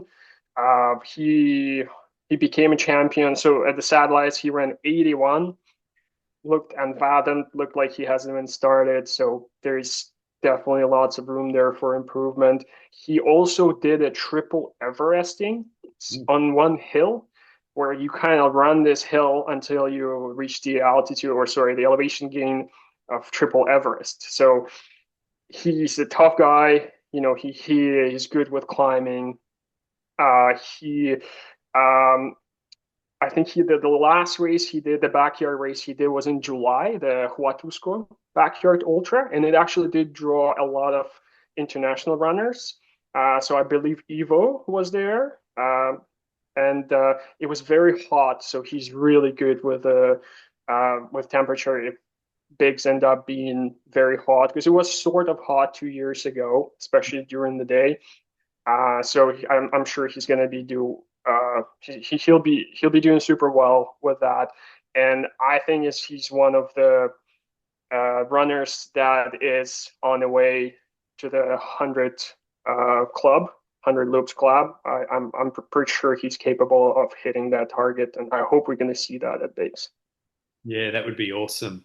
Um, yeah, I remember he stood out 2 years ago to me. Like he was like one of those runners who looked really strong and just kept on going and going. But yeah, you're right. I mean, any runner who's made it into the 80s, I reckon that they're more than justified to 100% believe in themselves that they can actually get to 100. So I'm sure he's going in there with that kind of attitude. Totally, yeah. From Australia, we've got James the Warhorse Blanton, and he ran 72 yards at Bigs 2 years ago on some of the most blistered feet I've ever seen. Like after the race was finished, they posted photos of his feet. It was like it was pretty hardcore. But he's on an absolute mission. He'll be in the mix amongst those runners to break 100 yards as well. I think he ran his personal best of 82 at the Sat Champs. Um, and look, I mean, he's a machine. Like he just finds that locks into a pace and just doesn't stop. So I can't wait to see how he goes. He's definitely one of my favorites. Next is Hendrik from Germany, but he lives in the UK. Dom, you know Hendrik. Yeah, he's one of my picks to follow on from what you've just said and follow on from both of you about the 100 yard club. I think Hendricks, he's one for me. I think he's definitely someone that's destined to hit that club at some point. As we all know what happened with him 2 years ago, like how unfortunate he was there with the mishap he had. I spoke to him as well actually yesterday. He's really confident and full of confidence to redeem himself from that. He's going over there with Matt Blackburn as well. They're quite good mates, and so Matt's wife and another guy, Andrew Smith, who's done a few backyards over here before. they're all going over together. So they've got a very good close knit group, and he's he's my pick for someone that between him and Matt, I would want to see win. I think he's definitely more than capable of being in there the last few. He's definitely a fan favorite, and I think like a lot of like so many people felt so bad for him, like seeing that vision of how his race I ended think 2 years ago. what happened to Hendrik 2 years ago was like the saddest and the greatest thing. Mm. The saddest, obviously, because he was out, but the greatest was the way Hendrik responded Hmm. to that, Mm. reacted like a true gentleman. He didn't make a fuss about it. He didn't post on Instagram anything complaining about anything, how unfair life is, and all that. He accepted it. He said, "Yeah, my fault. Let's move on." And Yeah, that just speaks of the type of runners the format backyard is drawing. So yeah, Hendrik is just amazing, and I'm so looking forward to watching him like do much better this year, obviously. But when I ran with him, I think it was like mid 50s, and at some point our paces matched, and he just looked so strong. That his posture hasn't changed at all, because you can judge when people start having leans, and he's like, in my head I was like, okay, Hendrik is going to go into hundreds for sure, so he hmm definitely left a lot there. So I hope he's going to do fantastic this year. Yeah, yeah, me yeah. too. I don't know if you remember, Patty, when we spoke before about when he hit his 82 at Suffolk, and he had that interview afterwards with Stephen Cousins, if you remember, Mm. and he was basically saying that that was it, he was done, but he still seemed really with it Yeah, mentally, and still seemed very focused and composed. And I think this one, with the support crew he's got around him and avoiding obviously mishaps, I think he's destined to hit those triple digits. yeah, He's also a new dad, right? So he's got Yes. some Yep. training with disrupted sleep, right? yeah, yeah, Yep. Yep. So I'm sure that's going to work well. yeah. From another Japanese runner, Akiro Maeda. He qualified with 83 that he ran at Bigs 2 years ago. He's another Japanese young gun, and I reckon we'll be seeing him stick around for a while. All these runners who've made it into the 80s, ex, like, they can do 100, like 100%. So I reckon we'll definitely see a new record of the number of runners who break 100 in this race. We could have between 15 and 20, I reckon. Um, Christophe Board from France. Dom. Yep. So Christophe was the assist for the French national team, and interesting enough, he was at Bigs 2 years ago and qualified then on the bottom of the list with 55. So since shot up that list now with his 83. He was one of a few people as well that ran the 6 day World Championships. So in that got nearly 500 miles, which Marin also did, and he didn't finish too far behind him there. So what he's done in the past dictates as well, as you've just said, he's someone else that could be capable of pushing that 100 yards. He's done quite a lot of, again, like UTMB series races over the past few years, 100 Ks, 100 milers in France with a shed load of elevation. So someone else that looks like has been getting his training in well. Yeah, I'm not sure if it's this bloke, but I remember 2 years ago watching the live stream, and one of the French runners, like around the 40s, they were pretty sleep deprived, and they were talking about riding bikes and things like that. I'm not sure if it's the same runner, but it might be. But another French runner we've got is Nicolas Cointerpass. He's the national champion that he ran with 84 yards. He's never lost a backyard ultra. He's run totals of 63, 84, and 77. And I reckon this bloke is a dark horse. Like, he's hasn't reached his limit.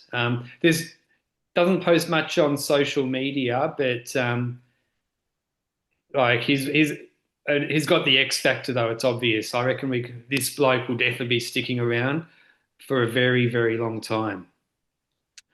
Then from Russia, we've got Vadim Sharkov. Dom? Yeah, another I'd say was a relatively unknown coming into this. Actually, looking at it, he's done. So he's done quite a few races this year actually in Russia. One of which I find was like about 400k he'd done, and he's obviously qualified with 85 yards. So from what I could see, it looked like he'd been running for quite a long time. Had done quite a lot of 100k and 50-mile races in Russia going back to like 2014.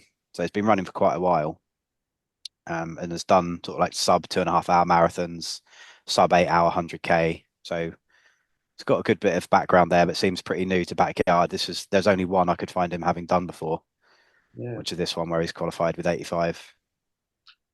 Yeah, those fast ultra runners, that's often a good sign. But I mean, he's done 85, so I mean, obviously he's a good backyard ultra runner too. Yeah. Yeah, especially if that's your first one to do 85. There can't be many that have done that far on the first time. Yeah. Um, then Matthias Pelgrims from Belgium, Ihor. Uh, yeah. So Matthias Pelgrims, he was at Bigs 2 years ago. I was hanging out, with Frank the Tank and the crew, running together. I remember at nighttime we would kind of leapfrog each other and make some, silly comments. Because, the paces were different. The guys were kind of running certain pace slow, and I would do like run walk. So at some point we would like pass each other and we were like making jokes. But yeah, Matthias is like super young, 34 years old. So at the satellites, he ran 85, and that placed him number seventh on the team. Yeah. So it's just, when we talk about Belgium, all these runners are just, different. So he did a lot of running this year. He did the Legend Trails. That's their famous trail race in Belgium. He also was seventh place actually, so he's pretty good trail runner. And then in April he did the Legends Backyard as well, where he ran 37. I think that's where Lucas set the new world record at that point. Mm. And then in May and July, he did a couple more backyards, 20 loops, 32 loops. So nothing crazy, but he keeps doing some backyarding. I guess backyarding is pretty popular, obviously, in Belgium. So that's how he keeps himself in shape. And I saw on Strava, he's running a lot of miles, so he looks fit, looks ready. He ran 74 at the Bigs 2 years ago, which was great result. But I'm sure he's hungry for more. Yeah. You mentioned Frank the Tank. I know he's not going to be running at Bigs, but do you know if he's going to be there as crew or anything like that? I don't know. I haven't asked him. I probably should. It would be cool to see him, as a crew, right? Because he's definitely the heart of the team, or he was at least 2 years ago, right? So Yeah. he's a true tank, and so it's a big loss that he's not going to be there. And I remember Frank Tank and myself, we had the same PRs going into Bigs. So that's how we bonded. We're kind of PR buddies, 67. So it's sad that he's not doing it this year. So maybe he'll be back in 2 years, right? Oh yeah, like he's definitely a fan favorite. I wouldn't be surprised to see him back and back in the 100, back running hundreds again as well. Like he's that good. Oh yeah. Yeah. From the USA, Meg Eckert, Ihor. Oh, Megan. Yes. Oh, that's the Megan is something else. I want to see her to be the first female to break 100, and I think there's a high chance we will see it because I think that was so. She did only two backyards, right? So the first one she won, and then at the satellites, that was her second backyard, and she ran 87 hours as a second backyard.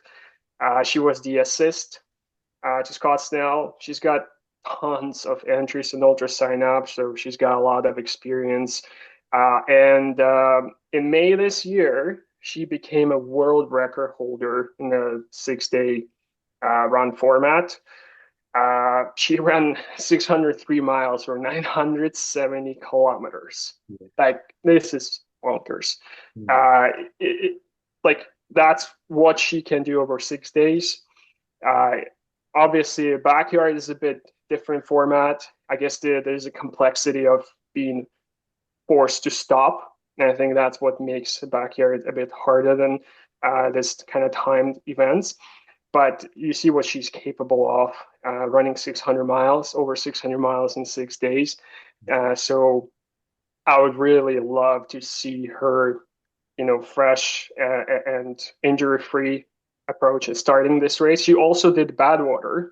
The Harvey Lewis does Badwater every year. So, and she was second place Badwater, super hot race, the hottest place on earth at that time, right? So, I mean, yeah, she's a big deal, Megan, and I really hope she's going to do well. I'm so excited to see her. I do want to see her join the 100 Club, and I hope we'll see it. Yeah. Yeah, she's an absolute machine.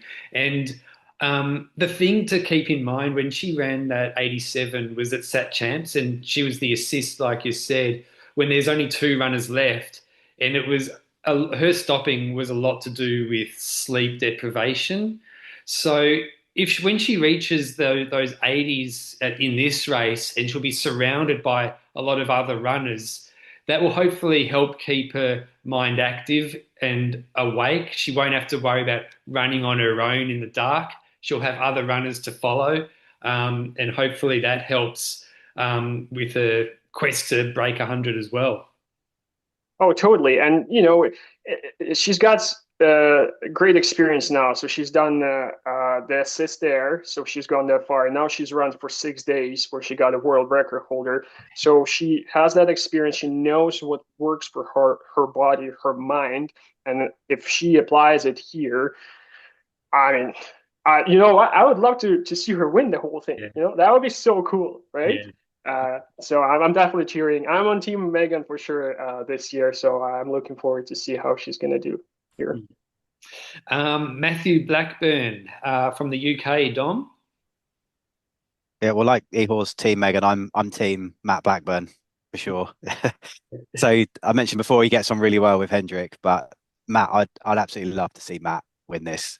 He's quite an unassuming character for those that do know him. He doesn't tend to do an awful lot of races. He's not like sort of very active or anything on social media, but when he turns up, he gets the job done. He doesn't do backyards too often. He did, I think he just did the one last year. He's obviously done well at Suffolk before. He got the assist for John Stocker back in 2022, I think it was, when the then world record was set for 81, where Matt did 80. He's since also done 87 yards there at Suffolk. He's done Spartathlon a few times in the past. And with Hendrick, he did a 48-hour race earlier on this year where they both did some crazy amount there.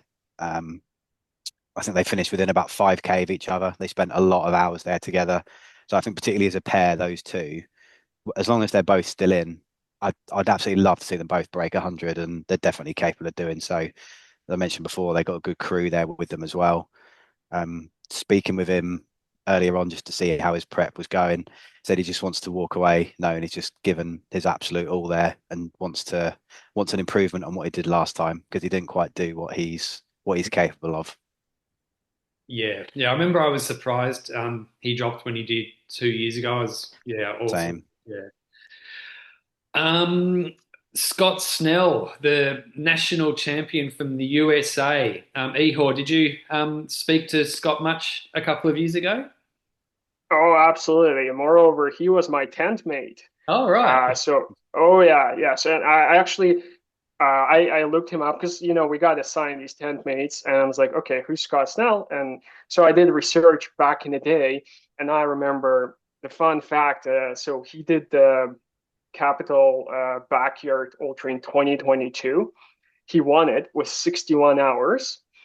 But what's interesting is that he did it with no crew, no tent, no chair. He just had a yoga mat. And I was like, this badass guy who wins this crazy race, 61 hours. Like I'm so honored to have to share a tent with him. I want to learn from him. Like what? And he's such a tough guy. Yeah, is such a great guy too. We had similar paces too, so we spent a lot of time on the trail. He had a great crew, Marty, who helped me and my crew too. marina. So we had a great time sharing a tent and just exchanging this experience. He did not have the best time at Bigs 2 years ago, 57 yards. And at that point, his PR was 75. But, at the satellites last year, 88 hours, and he looked so strong. If he's having a great day and having great, I guess, a few days, I'm sure Mr. Scottsdale is going to do fantastic. So I just hope, that he has the race that he wants. And yeah, he's also one of those people that can join the 100 Club. Again, I guess every person from now on is on that list, right? So Yeah. Yeah, I would love to see him break that 100. He's such a nice guy. I've had him on the podcast a couple of times, and he's also got a young family. So he's really found that balance of how to train and have a young family. So he's a really really great runner, a great guy. Yeah, I'd love to see him do well. We've got from New Zealand Simon McLean, who I'd say was the breakout star at Dead Cow Gully. He improved his PB from 65 to 90. And physically, he had plenty left in him. He admits that himself. It was the mental side that got him in the end. Um, and yeah, look, he's fired up to do. I'm really looking forward to seeing him run at Bigs because, like, he's an amazing runner and a really really nice guy. Um, should Sam Harvey be on high alert now? well, He's got a competitor from New yeah, Zealand. yeah, Yeah, yeah. I mean, it's New Zealand. They're a country that are improving in backyards so much. Like they're huge over there in New Zealand. Like nearly every race, there's like someone new, like running 50s or 60s. Like they're really like making some big moves over there in New Zealand. So it's yeah, hopefully he'll break 100 and they'll have two runners on the 100 in the 100 club. Um, from Japan, Tomisaka Hirata. He ran 91 yards for Team Japan to qualify. He ran at Bigs 2 years ago where he ran 53 yards. So I mean, 91 from Team Japan, you just know he's going to be sticking around. He will be a runner that we'll be seeing plenty of at Bigs, I think. Brecht van Dam from Belgium. Ihor? yeah. Breck, another superstar from Belgium, ran 92 at the satellites. He's 38 years old. So that result placed him fifth overall there on the team. Again, like it's just so shocking to read. You run 92 hours, you ran not 4 days, and you're not even making top three, right? I mean, we all remember how amazing Belgians were last year at the satellites. He also did the Legend Trails 250. The trail race in Belgium actually placed sixth. He did the Legends Backyard in April. Ran only 24 loops, so I wonder maybe that was the goal. The most recent backyard, he did the Antwerp Backyard Ultra in June, where he ran 32 hours, and he won it. And in fact, he won this Antwerp Backyard, the local race in Belgium, 3 years in a row. So not new to backyarding, definitely experienced, definitely strong. It's his first time at Bigs. I guess so the sky is his limit, right? It's going to be cool to see. It sure is. Um, Kazuhiro Kawahata from Japan, the national champion from Japan with 92 yards. Um, yeah, look, I mean the Japanese team, that I saw them in action at Dead Cow Gully. They were all in the same marquee together and just working so well, all as a team. I mean, this bloke is the national champion with 92, so you just know that he'll be well looked after, well supported, and sticking right in there till. I mean, you can expect this bloke to be running like close to 100, maybe breaking 100. Um, Michitaro Mizuno, he ran at Dead Cow Gully and he's famous for running with a bag. The Bag Man is his nickname, and he was so impressive at Dead Cow Gully. He's definitely a fan favorite. Um, Running with the other Japanese runners will help him too. A lot of people told me that at the start of each loop at Dead Cow Gully, like especially later in the race, he would go quite fast, lie down on course, fall asleep, and then get woken up by passing runners. So I don't know if that will be his plan at Biggs, but we'll have to wait and see, I guess. But yeah, 94 is is what he ran at Dead Cow Gully. This guy is just an absolute machine. And then Ryan Crawford from Australia is next. The White Kenyan. He dropped 2 years ago at Biggs after 30 yards after some health issues, and he's going to be back with so much drive and determination for this one. His personal best is 95 yards, which he ran at Biggs, and that helped Australia get into that second place overall. Definitely can break through that 100 yards.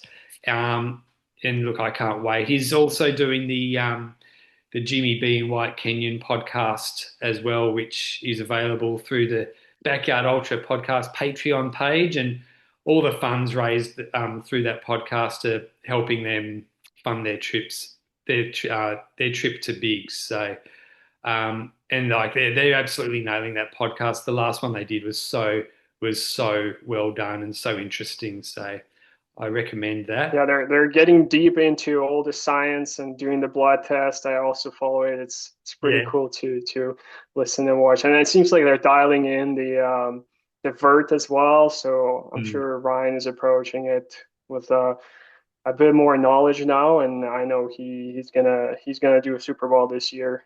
Yeah, yeah. Like he says himself, like he is notorious in the past for going into events with a like she'll be right kind of attitude, but like he's definitely locking into some systems and doing, yeah, like you said, the blood work and making sure everything he's on top of everything before he goes into this race. Because the last thing you want is to travel across the other side of the world and to have what happened 2 years ago. That would have been a big learning 2 years ago. Yeah, Uh, I'm watching him at Satellites go with Phil all the way to the end. I mean, I'm sure Ryan, he looked like he was done in the 80s, but Team Australia needed to beat Americans. yeah, So no matter what, right? And so he just yeah, kept showing him up yeah, again and again, and just that mental strength. Oh, it's just so crazy. It's so fun to watch. So he's definitely a great addition, and not addition. He's been here, but I think he's gonna do super well here. It's gonna be interesting to watch him. yeah. So next is John Knoll, who did 98 at Big. He looked like he was on target for 100, but he just dropped short at 98. You would remember him, Ihor? Yeah, John Knoll is a great guy. He's very quiet. So he's a silent crusher that I would call him because he interestingly enough, so there is 17 people in the world who have gone 4 days or more, right? So 96 plus hours, and he's the only one among those people who hasn't hit 100. So he's like this close, right? So he did 98. And I think I heard John. I think he was on your podcast, Patto, right? And Yeah. so he's the one of those people who doesn't like to race a lot. He doesn't do racing every month. He is just putting one say race on the calendar and then really excels at it because it doesn't actually look like he's done much since the satellites. And at the satellites, he ran 72 hours. I mean, obviously his PR is 98. And so he also was at Biggs in 2021, where he ran 62 loops, and that was his like fourth place at the moment. So he's got a really good record, even though he doesn't race that much. He shows up at these races and he just puts on a clinic. So he quietly works his way through. And I remember he worked with Harvey for a while through the nights, and they worked together to get through those nights. And before you know it, he clicked 98 loops, and he's on Strava, so I saw his his build. I think he's got some good training in, even though he hasn't raced. But I think John is going to do great again. He always does great at this course. You know, either it's a team or bigs. Yeah, John is going to do fantastic. Yeah. I remember doing some research on him before I had him on the podcast, and he used to be like a really fast runner, like over 100 miles and things like that. Like he would run at the 100-mile national championships and things. So he's transitioned from being a fast ultra runner to the backyards um, really well. Jonathan Ash from Australia. He's the second Aussie to break 100 yards, which he did at Dead Cow Gully. He's one of the runners that I'm most excited to see in action. Like he's just so analytical about how he goes about things, and he's always looking for small ways, like looking at ways to improve. And I always love having him on the podcast because he's so interesting and so insightful into how he approaches these races. And yeah, after he broke 100, I mean, it looked to me like he was dead, like I mean, not dead, but like he was finished. But his feet, it looked like his feet are what were hurting him the most. But he could have kept going. He said he could have kept going.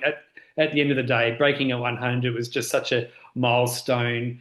I think it was his mind that got him in the end. But I think we'll see him running till he reaches his physical limit at bigs. I can't. Well, I would love to see him break 100 again. Um, yeah, I'm really excited for Jashi. Being analytical seems like an Aussie theme. You know, it's Phil Gore, you know, now Jonathan. So you guys just, you know, paying attention to details, and that's how you become a professional and really good at it, right? It's like every little thing matters because then you put together this puzzle and you get success. Yeah, 100%. Kenneth from Belgium, Dom. So Kenneth, yeah, he's another one of the 100-yard club, and kind of on the back of what Ihor was saying earlier about the Belgians and being ranked however they were for the crazy yards. He's done 100, but he's ranked fifth for the Belgians, even having hit 100 before, which is it's insane, isn't it? But yeah, he's famously like that was in the Sat Champs when he managed to hit 100 when there was a whole group of them that did it. His previous best before that was in the 30s, so had a significant leveling up to get to that 100 stage. But I couldn't find an awful lot else of what he's done this year. Don't know if it's because the sole focus has been on this one, but and that will be another a strong runner for as part of the Belgian contingent over there. Yeah, if my memory serves me correctly, I think he comes from like a triathlon kind of background, and when he did, Yeah, when he ran that 100, by all accounts, like he wasn't done at all. Like he could have kept going, but he hit 100 and stopped, and the other three kept going to do 110. There was yeah, a it's funny you crazy say that. thing because like that's I was thinking Kenneth was one of those kind of forgotten heroes because everyone focused on the top three guys that ran 110, which was the new world record. And it's like, hold on a second, this Kenneth, he ran 100, and I think it was just like his first or second backyard, Yeah, something along that line. It's yeah, like this guy probably, oh, it was second. I think he improved by like 50 or 60 yards. yeah. Like, have you noticed this guy? He just ran 100 hours. So that was pretty cool. I'm sure he's gonna do well here as well. Yeah, yeah. I'm looking forward to seeing him. Like, it's like these are the type of runners who like you like really are interesting. Like you just want to see them on the live stream and get to know them. And yeah, hope like I'm excited to see him go for sure. Yeah. Um, When you mentioned about his triathlete background, just on that, I saw as part of the information I was looking up on him, he actually had a record for 10 consecutive Ironmans, right. was what he had, which actually got beaten earlier this year by another athlete. But yeah, to be able to do So 10 Ironmans back to back and run 100 yards, there can't be too many athletes that have done that. Yeah, I wish I was that fit. Don't we all? Um, Teramuchi Morishita. Ihor, he broke 100 at this race 2 years ago. You mentioned that before. Yeah, Teramichi is one of the heavy hitters here. Uh, ran 101. He was like the fourth last one standing 2 years ago. He also was at Bigs in 2021, where he ran 80 loops, and he was the third one standing back in the day. So this is his third go at Bigs. He is a current national record holder, 101 loops for Japan. I guess he's ranked currently 14th in the world. He hasn't done, I couldn't find him doing much racing this year. In fact, he skipped the satellites last year. He was not on the Japanese team. But I could find some results of him doing some crazy events. Like in 2024, he ran a race in Japan, which is like a 514-kilometer race, and he won it. And I remember him in Bigs. He looked like a true samurai, like so strong, unwavering. It's like I could see him hurting at some point. I mean, everyone was hurting at that point, right? But I could see him hurting really bad, but he would keep getting into that corral again and again and again. And then before you know it, he got 101. So I hope he's doing well. I think he's training. And so he's 45 years old, at great age for, PRing and getting higher up above 101, which is crazy. We were talking about it, right? That even just hitting 100, that's like only a few people did it, right? For hitting hundreds more than once, right? So if you can repeat it, that's already you gotta go in the books of history of backyarding. Mm. Now, I'm not sure if he's the same guy, but I'm pretty sure in 21, when he did that 80 you mentioned, Ihor, he finished because he actually fell over and hit his head. Or is That that, could be. yeah. Yeah, I actually back in 2021, I wasn't really running even the ultra, so I didn't even know about backyarding. So I wasn't really uh, keeping staying in touch with everything that's happening. So I just had to kind of read some history, see how things unfolded. Yeah. But yeah, he is the only Japanese runner to have broken 100. So he'll be, I guess, leading the charge and helping his Japanese um, teammates like reach that milestone as well. Oriole, one of a fan favorite. Oriole, Dom, you've run against Oriole once or twice. Yeah, I have. I should have worn my Flying Burritos shirt, shouldn't I, really? Yeah. I messed up there. But yeah, Oriel's just a top bloke, and he's got a great background in backyards. And as you know as well from him running in Australia, at Dead Cow Gully, like he's got his pedigree is like crazy in terms of how many times he's gone in the 80s, and then obviously broke 100 for the first time at Dead Cow. He's yeah, he's someone I think that again will go quite deep into this race. Pace wise, he's quite has been quite slow in the past, like towards, well, I would say towards the end, but as we said, he can do sort of 55, 56, 57 minute loops, but he can go on doing that for days. Doesn't need an awful lot of rest and recovery time. Um, I spoke to him last week actually just to see how his preparation was going. And he said himself that he's feeling even stronger than he's felt before, which has got to be a worry for all of his other competitors. And he's got his nutritionist over with him as well that's going to be crewing him. So he's going to be in tip top shape, I'm sure. Yeah, I remember hearing him interviewed after Biggs 2 years ago, and he loved the day course. Like he Yeah. said that he wished the whole thing was on the day course. I think he ended up getting lost in the day course looking for something for mushrooms or whatever the story was.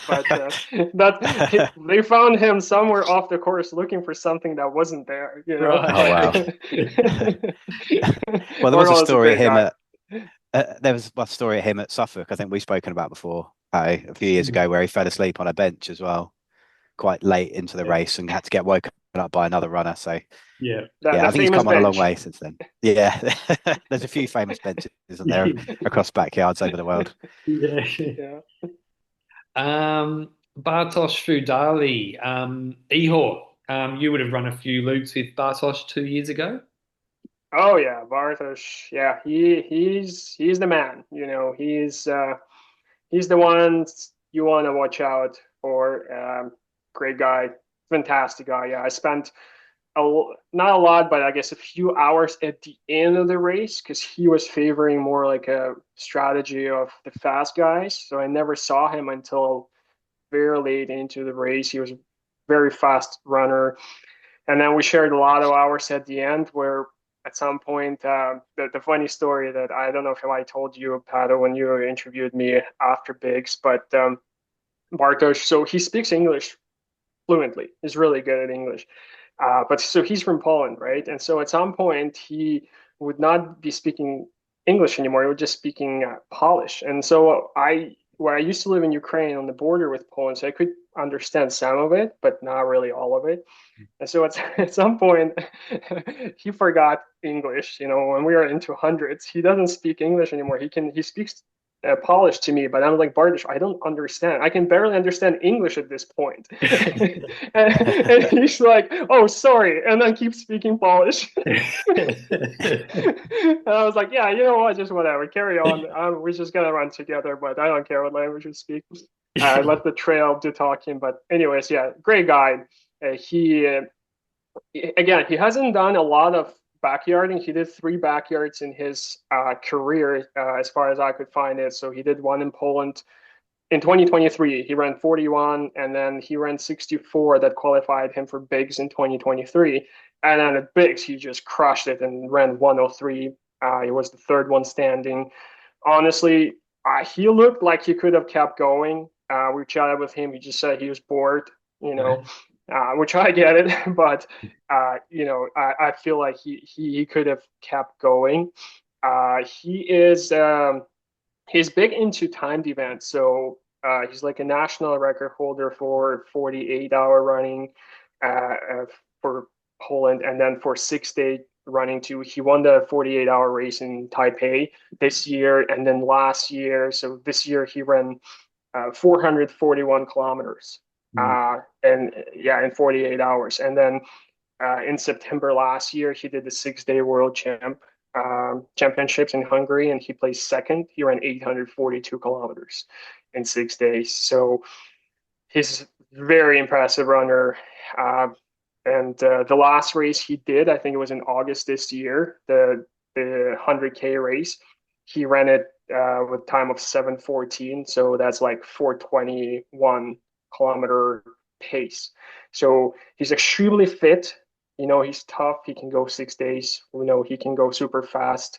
And so if he takes into account all the lessons that he learned at Bigs in 2023, he he can improve. You know, as crazy as it sounds, he can improve in 103, and he also has a motivation now because he is not a national record holder anymore, right? So he's got a fellow Polish Lukasz who he'll go against with or with at first, right? But there is definitely going to be some camaraderie and you know, so we'll see. I do want to I think Bartosz can go further, you know, and so as long as he approaches it smart and he takes into account all the lessons, he'll do fantastic. Yeah, excellent. Yeah. Ivan Zaborski, he ran 106 yards only a few weeks after Dead Cow Gully. And I remember people were starting to think maybe the world record could fall again, but it ended on 106 yards.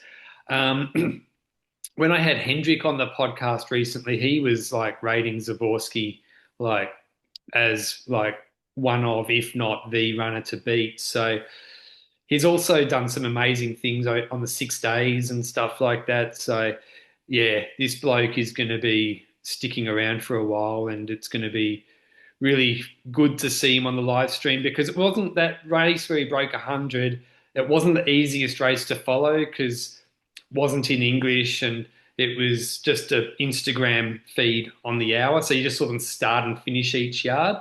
So with more coverage and getting a better look, it's going to be really fun to see these runners that we haven't seen that much of, but you know are good. Um, Ihor. I'm looking forward to this one. Harvey Lewis. The man, the myth, the legend. Probably one of a few who doesn't really need introduction, right? Mr. Harvey Lewis. He's a good friend of mine. Uh, what can I say? One of the best, if not the best, backyarder in the world.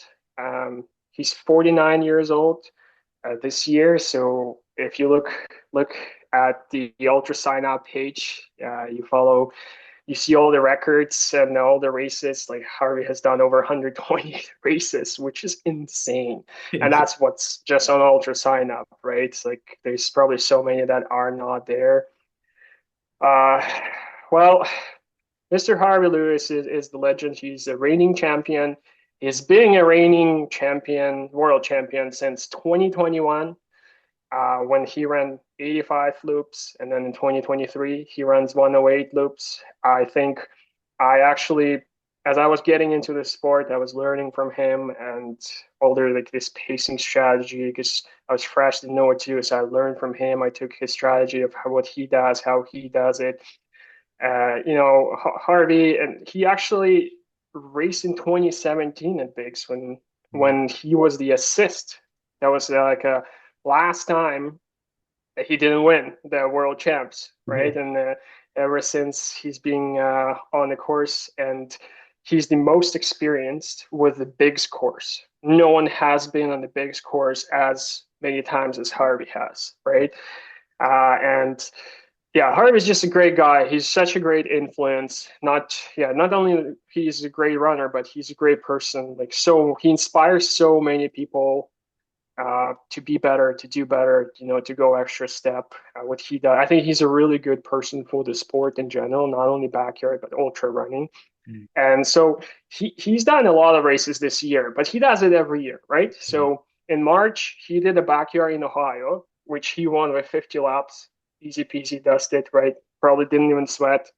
And then in June 2025, he goes to that Cow Gully. And just to give the pre-story to that, he's been in Africa racing there, and he climbed Kilimanjaro, which is like the highest peak in Africa, right? He did a race there, and then I think he traveled like 10 countries throughout. And then he flies to Australia after, and he runs 92 hours after all this traveling and all this stress here and there. But, this is Harvey Lewis. This is His Majesty Harvey Lewis. He knows how to do that. And so he performed so well there. And then at Badwater, 2 weeks later, after that Cow Gully, he finishes Badwater, which was his, I don't know, 10th or 11th. He's done it so many times. He does it every year. And then the last race that he did this year was the Bigfoot 200 miler in the mountains. That was August 2025. And so, yeah, he finished that race, and he hasn't done anything ever since. And I noticed that's what Mr. Harvey Lewis does. He's approaching it very smart, so that he recovers, he tapers, builds up for the Bigs 2025, and before you know it, Harvey does what he does the best. It's going to be fantastic to watch him do it again. And he's a reigning world champ, so pressure on. But this is Harvey Lewis. He knows how to handle this pressure. He knows how to work with it, and I'm sure we're gonna enjoy it. I mean, at Satellites, I think, what did he run? 72, something along that line. Yeah, last year. Yeah, and like people like, oh, like came short by 30 hours or whatever his record. I'm like, I'm sorry, people. This is 3 freaking days of running.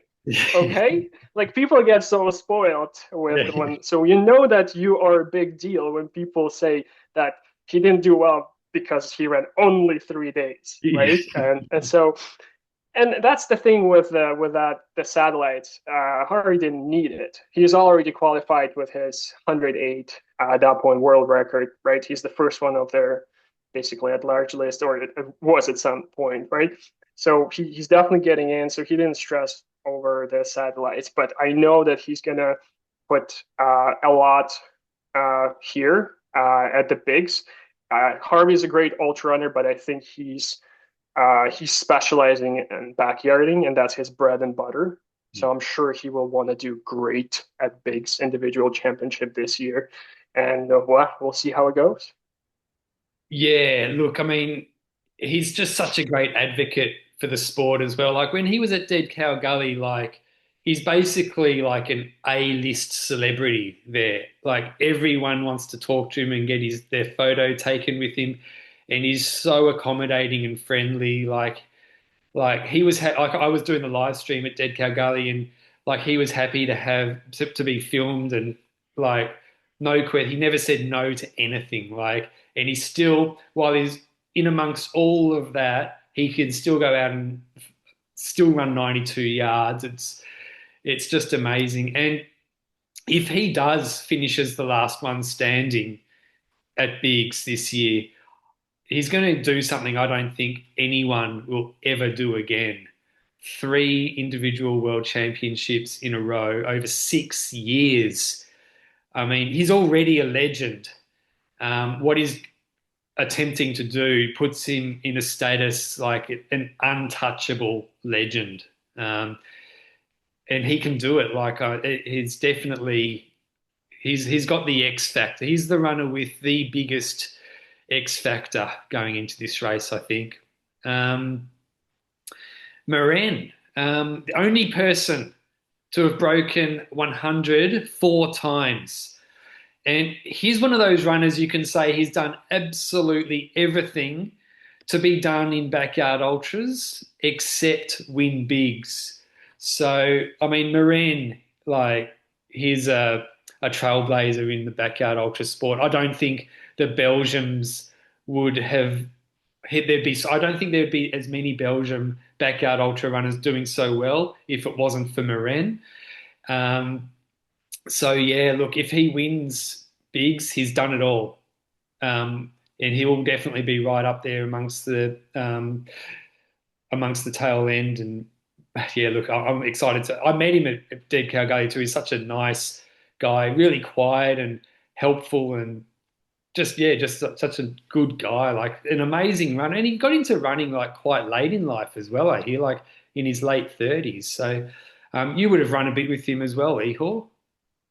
Oh yeah, Moran is just so great, and you know he created that kind of banister moment for the mile, but in the backyard, right? So him and Evo were the first ones to break 100, right? Before it seemed like some holy grail, untouchable point, but all of a sudden he didn't, and everyone realizes like, hey, it's possible, it's doable. So let's kind of work towards that. And then you see now there's like 16 people who did it, right? Which is Yeah. crazy. And so what he was, I remember I was watching him at the bigs, and I was a little bit kind of even afraid of them because like, holy shoot, these 100+ hour runs. It's just him, Evo, and I guess Phil at that point, right? And the Sam Harvey too, right? So just four of them were there, and so and then at some point we matched the paces, and I was chatting with Moran. Oh, she's like such a nice person, so well educated, so well spoken. Yeah, amazing. Again, like you were talking about Harvey, if he gets this win, that's gonna basically put his name in the history for good, which he already is, but it's just gonna take him on to another level. I also think like four four times breaking 100, like the amount of not only physical but mental strength it takes, it's just mind-boggling. So I ran 107 hours. When I think about doing it again, it just hurts just to think about it, you Yeah. know? But Moran is just he shows up and he does it time and again, it's just insane. He's just so good at it. Yeah, great representation of this sport, and to see him again here. He just did the Spartathlon, right? We were just mentioning that dominance. So I hope he wasn't too early, but this is Moran, right? He's made of steel, so maybe he won't even feel the 250 kilometers there that he ran a couple of weeks ago. Yeah, and he ran the Legends Trail as well earlier on this year, the Belgian Legends Trail. Of course he did. So yeah, which is another really tough one. I know we've spoken about him, Patto, but he finished really similar time to Jan Verspools. You remember the guy, Yeah. the Belgian guy who won Suffolk, who's someone I think we'll probably be talking about in a couple of years' time to be joining these Belgians. Yeah. But yeah, Marin's going to be up there. And like you said with Harvey, I think he's one of those that if Marin wins this, he's probably sort of like the first inductee into the Backyard Hall of Fame. If Mm. Harvey does, I think it's him. That's sort of the Yeah. levels we're talking about with him. Yeah. Yeah, for sure. Um, Next is Evo from Belgium. Ihor? Yeah, Evo is he is one of the oldest, right? He's 55 years old, but never stops him. He is so tough, so strong. Also, I got to chat with him on the trail 2 years ago. Very well spoken, very nice gentleman, well educated, very smart. And he brings that approach, smart approach to racing. So I guess this year, so in April, he ran the backyard, also the local in Belgium, ran 38 laps. And then he also went, so he was one of the invited guests to that Mexican backyard in July, the Huatusco backyard ultra. And he did 40 hours there, third place. So I'm not sure, maybe traveling and heat, so different environment got him, or maybe he just didn't want to run too much. He wanted to leave some legs to explore Mexico, right? So who knows? But he also, what else did he do? Uh, yeah, he's done. It looks like he's done the 6 day race fairly recently in August 2025, which he won with 813 kilometers. Mhm. So I wonder if it's too close to Biggs again. But again, these are Belgians; they're built different, right? So maybe it won't even affect them. So see how he does. I mean, obviously his PR is 110. It's gonna be super hard to top that, right? But Ivo and Moran, maybe they could, and the rest of the Belgian team could team up and again produce some fantastic result that we're going to be in awe about. Yeah, for sure. Got another Polish runner, Lukasz Robel. Dom, you know Lukasz, don't you, Dom? Yeah, I won't claim to know him that well, but I've run with him before at Suffolk, and I've spoken to him sort of sporadically recently. Yeah, I think when we spoke a couple of years ago, we kind of tipped him for the big things, which obviously he's done by setting the world record at Legends earlier on this year, well, the then record before it got beaten. Mm. He's one that I'm really excited to see what he can do. He's a very, very fast runner in the one he did at Suffolk, and I'm sure it was the case at the Legends in Belgium as well. He was doing like consistent 45 odd minute loops, not much deviation from that. And at the one at Suffolk he was getting between 10, 15 minutes shut eye every loop, which is massive. So it'd be interesting to see if he can do that on a more technical traily course like Biggs and how much sleep he will get. But he's someone I kind of see, like him and Phil are like so similar in their sort of methodical, fast approach that I'm really excited to see what they could do, because I feel like they could even have some sort of buddy up. The fact they have like very similar styles and similar pacing. Um, yeah, when I did speak to him very briefly, he kind of said that, all his preparation and training's been done.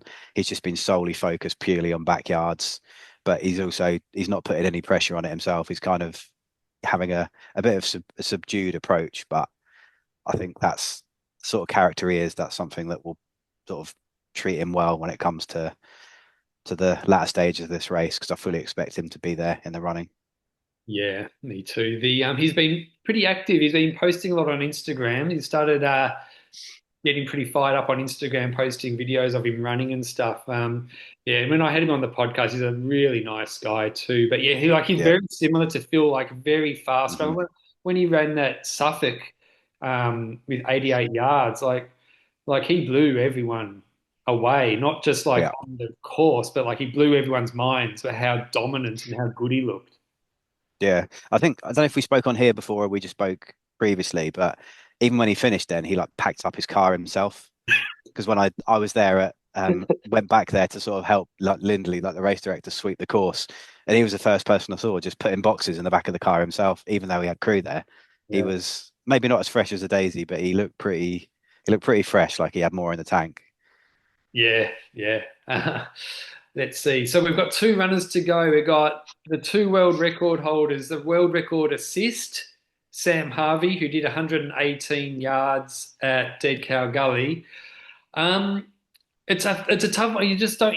Definitely know he's one of the best, and you know he can almost. You know he can win this, but it doesn't sound like he's recovered since Dead Cow Gully as much as he would have hoped. Like he had to cancel running at UTMB, and it looks like he's only just started running again on Strava. So I know he's going, but whether he's going to be like going to win or not, I'm not sure. One person who knows him told me that he might even be going there and capping his run at 24 hours. But um, look, we'll wait and Just see. says, yeah, Hey, there was something similar. I remember running with Harvey, Sam Harvey last year, or sorry, 2 years ago, and I remember him just even saying like how tired he is of all these backyards, yeah, because he's done so much, right? And yeah. that's maybe one of the examples. Maybe Sam could, I guess, pace yourself himself, or maybe take a little break where 118 hours. I'm sorry, that's such a hit on your body. Like it's a lot of pounding. And Sam also did another by UTMB race, right? The local one in Australia, I think, right, where Oh he yeah, won it, yeah, yeah. He did. right? Yeah, So Sam is also such a talented trail runner, like the conventional trails, point to point, 100 miler. And so he goes out hard. And so that also takes stress on your body. And then he's so talented in this multi-day events. And so it adds up. But by the end of the season, you feel it. And so here, Biggs, and maybe it's like another reason it's hard because Biggs is at the end of the season. Everyone's kind of sort of tired by the end, right? So and it sucks that like I would love to see Sam in the prime going into bigs. I think Sam was kind of my inspiration too to an extent because he was young, right? Because I was I think 29, he was 30, and this guy who's just 1 or 2 years older than me, and he was the assist to Phil Gore with 101 hours.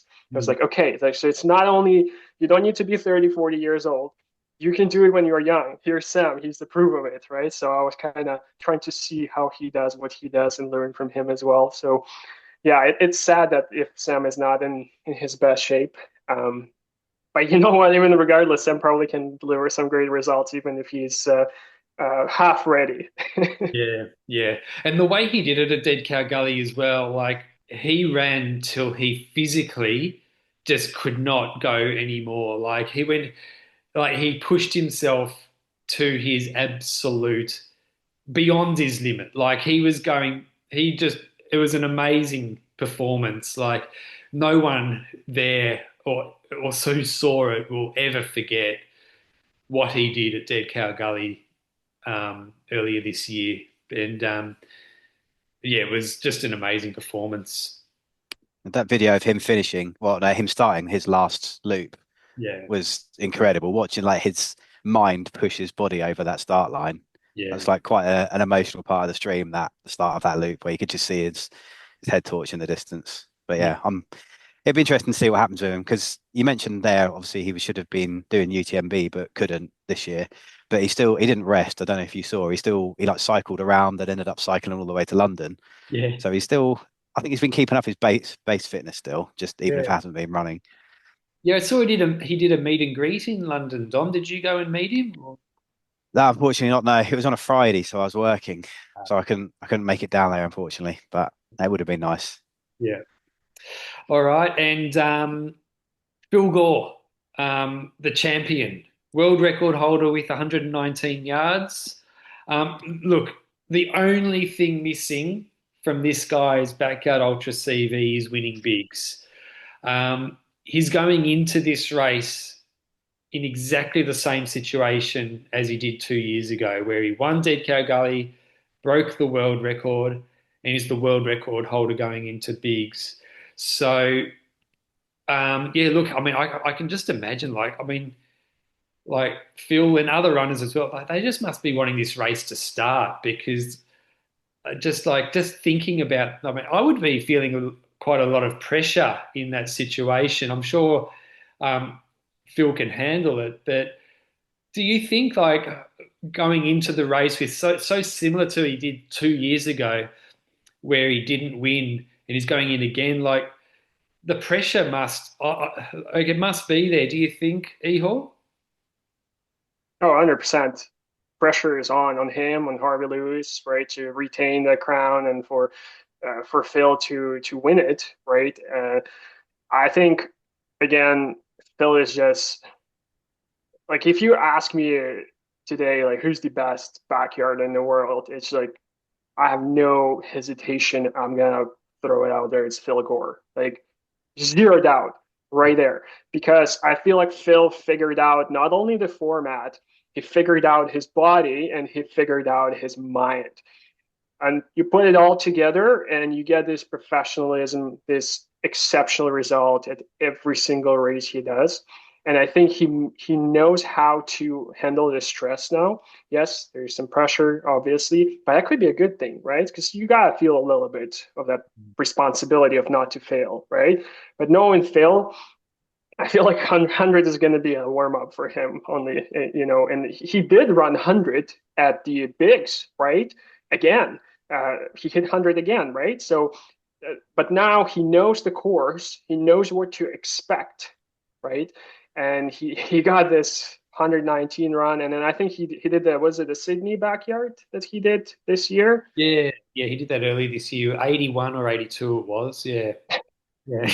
It's insane. And then he did satellites 96, so he could Yeah. have, I guess, hit 100 again. He's got super close, and every time you watch him, um, like even at the Dad Cow Gully, like he looked so good. What did he clock? Like some sub 40 last loop, like Yeah. super fast.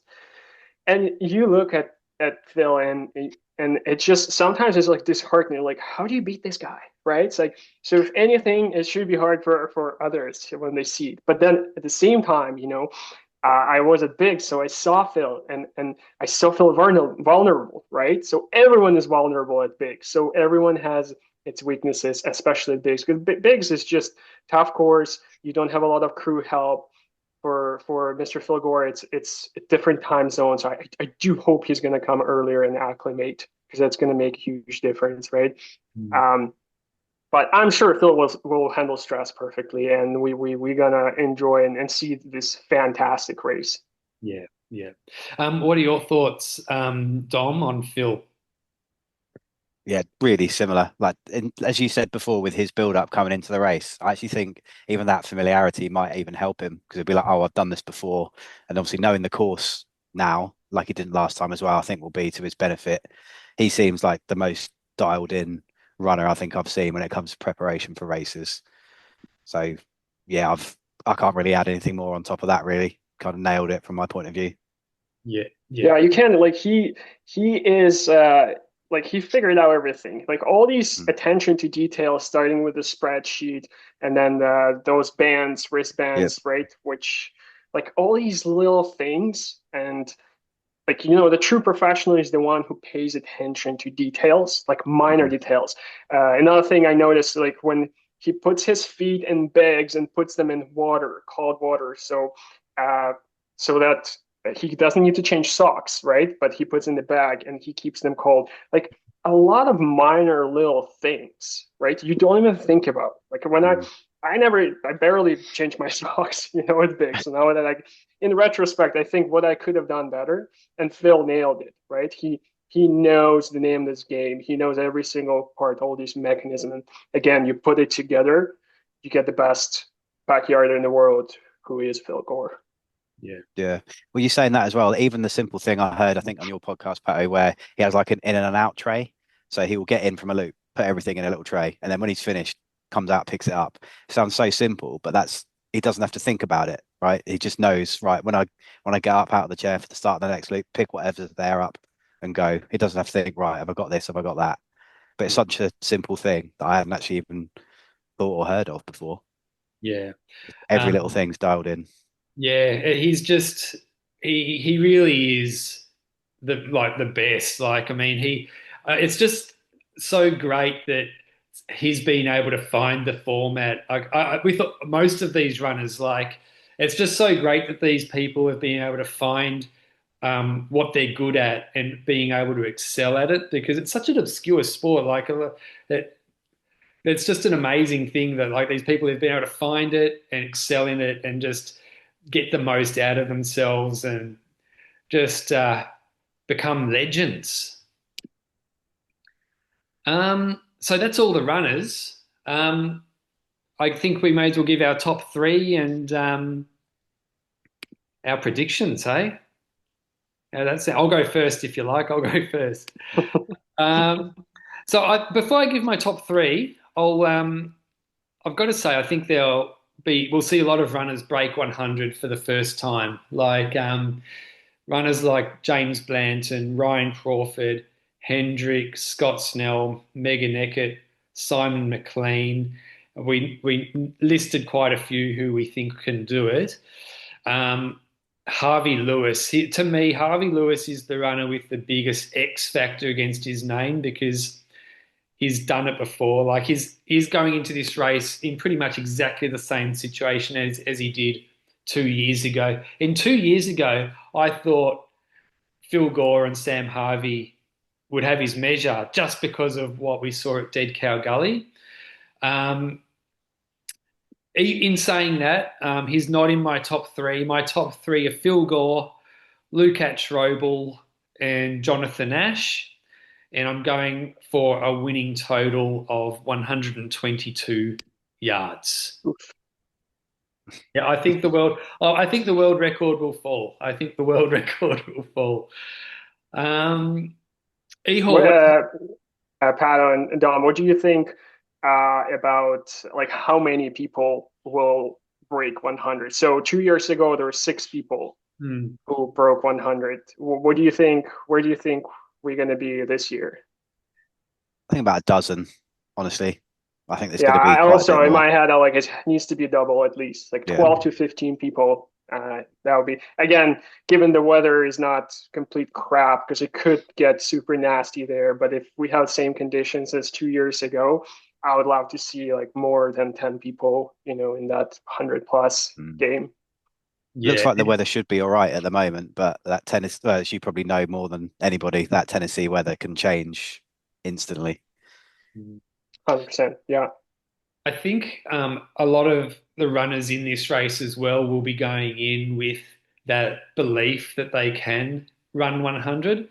Not only the runners who have done it already, but the runners who are close, like in the 80s and even below that. Like a lot of runners will see people like you, Ihor, who went in with your PB of 67 2 years ago, and you broke 100, and other people like Bartosz who did it as well. So I think seeing others to do it, they believe that they can do it, and they've made it a goal to do it as well. Where I think probably 2 years ago, not as many runners believed, and not as many people had it as a goal. So I think, I think more than 10 runners will see break 100, and yeah, it's going to be awesome to see. And I think once they do it, they're not going to stop. We'll be seeing a lot of runners go and do Sam Harvey's, like where they just go till they just can't go physically, can't go anymore. I think we'll see that quite a lot. Um, Dom, what are your thoughts about top three and winning total? So I've gone for Phil, Lukács, and Harvey Lewis as my top three. I think Phil, from point of view, the fact he's obviously the current world record holder and has been there, done 100 multiple times. Harvey Lewis, I think you can't argue with that experience he's got on that course, as sort of Ihor alluded to earlier. The fact that he's been there since 2017 or so. Like one of my earliest memories of him was doing it years and years ago with that famous grainy video of him just scraping in a loop on time and like just literally stuck finishing and then rolling back over the line to just start a loop. That it shows Classic. he's gonna leave. Yeah, that's I don't know for you, but that was one of my earliest backyard memories. And I was like, what is this? And look at what he's done since then. I don't think you can argue with him doing that well again. I think yeah, Phil and Harvey, I've got kind of no doubt about Lucas as well. Like from the point of view of I've seen him in the flesh. I've not seen Phil and Harvey in the flesh, and Lukash was just incredible. The only thing I'd say is haven't seen him on a technical course because the Suffolk course wasn't particularly technical, but I think he's going to be up there top three. I could see him taking a win, to be honest with you, as well. Yeah. What about you? How many What about you, yards? Ihor? Oh, yards. So, See, this is a funny one because we spoke before and I said I didn't think there'd be a new world record. And then when you said about having me on here to do this, start doing a bit of research and then this conversation now, I'm like, oh, surely there has to be. But I'm going to stick to it. I'm going to say 116. So I don't think there will be a new world record, but I think we will have a dozen plus that will make 100. Yeah. Awesome. interesting. I thought you both guys gonna say that there's gonna be a new world record, and I was gonna say that I'm gonna be a party pooper here. No, we Yeah. both are. If you were there, then maybe there would have been a world record. That maybe our predictions would have Oh, changed. thanks, Dom. Well, no, it's not as much me as much as it's the course. I'm just like in Barclay culture, we say like Barclay, the course always wins. There can be winners. Can be any finishers. So somewhat similar um, to if you kind of try to draw some parallels here in backyards, I want to say that Biggs is the course that is going to win. What I mean by that is that 2 years ago I said no records happening, and then it happened. But I'm gonna say it again. I don't think the record will have the world record. I'm sure the Biggs course record will fall. I am like 100% sure. Yep. If it doesn't happen, I'll be disappointed. Unless again we get some horrible rains and winds and the end of the world, pretty much. But I'm going to be disappointed if the Biggs course record doesn't fall. But I'm kind of on board with you, Dom, is that I think it's going to end in around 1:15, where it's going to be like 3 a.m. the fifth night. It's like the hardest time. And I think that's where the last two, three, whatever, gonna stop. But again, honestly, I want to be wrong, and I want to see the Mhm. new world record. I want to see that 120 broken. It's just I don't believe it's going to happen at Biggs, just like that. As for the top three, so I'm going to take, I guess, just to keep it interesting between us, I won't go for the same guys completely. I agree with Harvey Lewis, so Harvey's definitely in my top three, just because I feel like he has a PhD in backyarding, majoring in bigs. So he's like a specialist this Yeah. course. He knows if he closes his eyes, he can do all that course, without any issues. So he knows every turn, this and that, and with his experience and just looking at the stats, going off the stats, like you cannot bet against Harvey, right? So Harvey is definitely in my top three. And then I guess our opinions are going to be a bit different. So I might be risking but I do want these guys to do well. So the second, I would put Bartosz. Bartosz Vidali. He hasn't done a lot of backyarding ever since, Biggs 2 years ago. But I think just watching him and just seeing him run it 2 years ago and just seeing his build up now and how well he did in 6 day running and in 48-hour racing. So I think he's got a lot left there. He left a lot on the plate. And I think he's hungry to come back and take it. And he's hungry to get the national record too on the more brutal course. So I want to do. I want to see him do well too. So he's in my top three, but I'm actually going to cheat a little bit if that's okay, guys. I'm gonna have top four. Okay. Or maybe we'll put three and fourth and then together, because here are my two picks, and third, fourth. That's gonna be Megan Eggert. I told you guys I'm on Team Megan. I want to be on the female team in general. I want to see a female win, because that was going to be so cool to see. And I think Megan has it in her to do super well. So I'm cheering for her. She's getting into 100 plus. She's gonna do it. So I believe with her 6 day a fantastic performance, she's capable of delivering a new insane result at Bigs. And fourth, or together, they're together in third. Yeah. It's Hendrik. Yeah. You know what? I'm on Team Hendrik too. I think Hendrik is like the face of this sport. I want to see him because he's like such a nice guy, and I know that the Mr. Cantrell is cheering for him a lot too, So I'm kind of with him on that. I think Hendrik has a lot left, and it is always easy to bet on people in there who have done 100 plus, right? Because they're capable. But I want to see Hendrik to do well and to win this thing. How cool would that be? So these are my top four picks. See how it goes. Yeah, I do hope that we're going to see a fantastic race though. I guess we don't even need to argue about it, but the race is going to be wild, and I'm not sure if Mr. Cantrell and his team will have uh, extra cameras or additional. I don't know if you chatted, Patto, with him. I watched a couple of weekly backyard reports, but I think he was trying to getting someone on the team who will help him with the broadcast, right? Because the broadcast was not bad 2 years ago, but it would nice to see actually move it even forward to see more footage, for us who are far away, Yeah. watching from our homes. Yeah, I agree. Like, well, I'm sure that we'll see an upgrade as far as the live stream goes. I'll be surprised if we don't. Um, and yeah, look, it's going to be so good to watch. Like, I mean, there's a bit of competition out there as far as good backyard ultra coverage goes. Like, we've got that Go One More race. We had the Dead Cow Gully, but Bigs being the pinnacle of the sport. Um, I would love to see the best ever live stream for everyone to follow. And it will be awesome if they do bring out an awesome live stream to get more people watching it. Because that's how you're going to get more people following the sport, and you're going to grow the sport by providing the best coverage. No, agree with you Patto, there. Yeah.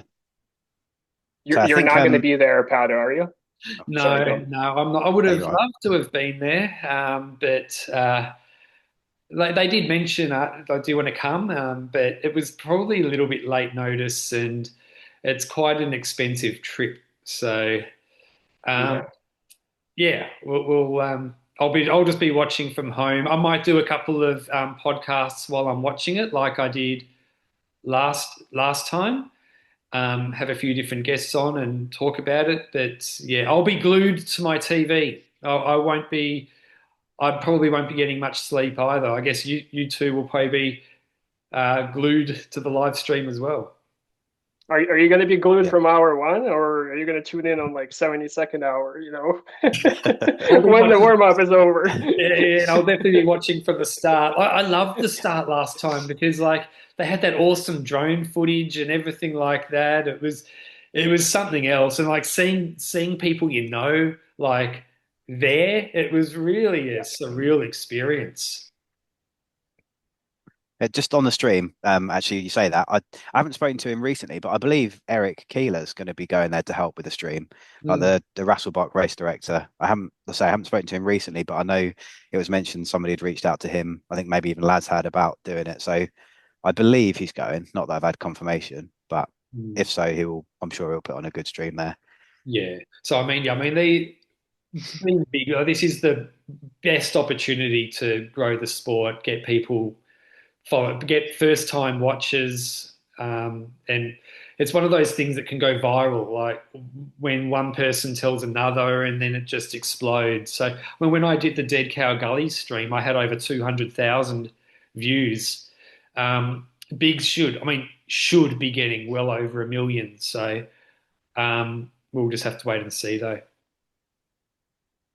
Yeah, I'm looking forward to all those interviews you're gonna have, Pato, after with Yeah, yeah, Oh, it's, multiple goats of the sport, and we'll probably see new stars and returning stars. So I'm excited about it as well. yeah, yeah, awesome. Well, look, guys, I think we've done a pretty good job previewing the race. I'm sure listeners will have learned a lot from that. Thanks both of you for coming on. Thanks, Ihor, for your like you are an expert, like you're an expert backyard ultra runner. that performance from 2 years ago, no, like that, it goes down as an all-time classic. Thanks, And Patto. you're one of the most popular backyard ultra runners out there as well. And people will kill me if I don't ask you, Ihor, like what are your plans? Like, are you gonna make a comeback? Hey, well, we've been talking for almost 3 hours. You want me to make it even longer? Well, the people already hate us by now, with such a long podcast. But I'm sure maybe they're having a long run. So, yeah, I was a little bit forced to take a break. Long story short, I was born with a really weird flaw in my knee. And I did not know it. It's a very rare condition, and until I started running a lot, it popped up, and then I was like, oh, okay, so that flaw needed to be fixed, and so it is fixed now. But I need to take time to rehab, which I have been rehabbing for, I guess, 8 months now. So I'm running again, just building the strength and just listening to my body. That this thing has never let me down. So what I do now, I just go day by day, week by week, see how my body responds to more load to training. I'm getting stronger every day. It just takes time. I gotta be patient. I have zero patience, so it's wearing on me a bit mentally. But you know what? I tell myself that I can do it. So Yeah. I hope to return to it. Probably, obviously not this year, but hoping to be back next year. Yeah. Right. Good to hear. Good to hear. And I guess the main Thanks for asking. And Dom, what's your sign up for the summer spine? Is that right? Yeah, that's going to be my big challenge for next year. That's a massive level up for me on anything I've done before. So yeah, I've got some recce's of that route planned in for later on this year and some next year as well. And that's going to be my main goal. Excellent. Hey, Well, Patto, you know what? Your Dom should come over to Canada. We got some really sweet races here. yeah, that would. So whenever you decide, please Yeah. come over. You got a place at my place, so we will have fun here in the mountains. Oh, that sounds awesome. That I sounds would love perfect. it. Yeah. I'm going to look up some flights now. Thanks. Yeah. There you go. All right. Well, look, thanks heaps, guys. We'll definitely be messaging each other during bigs. Have a good one, and thanks again for coming on. I've absolutely loved this chat. Yeah, thank you, Patto. Thanks, Dom. Again, thanks for inviting, and enjoy the carnage. Yeah. Yeah, thanks for having me on. It's been a pleasure to speak to both of you.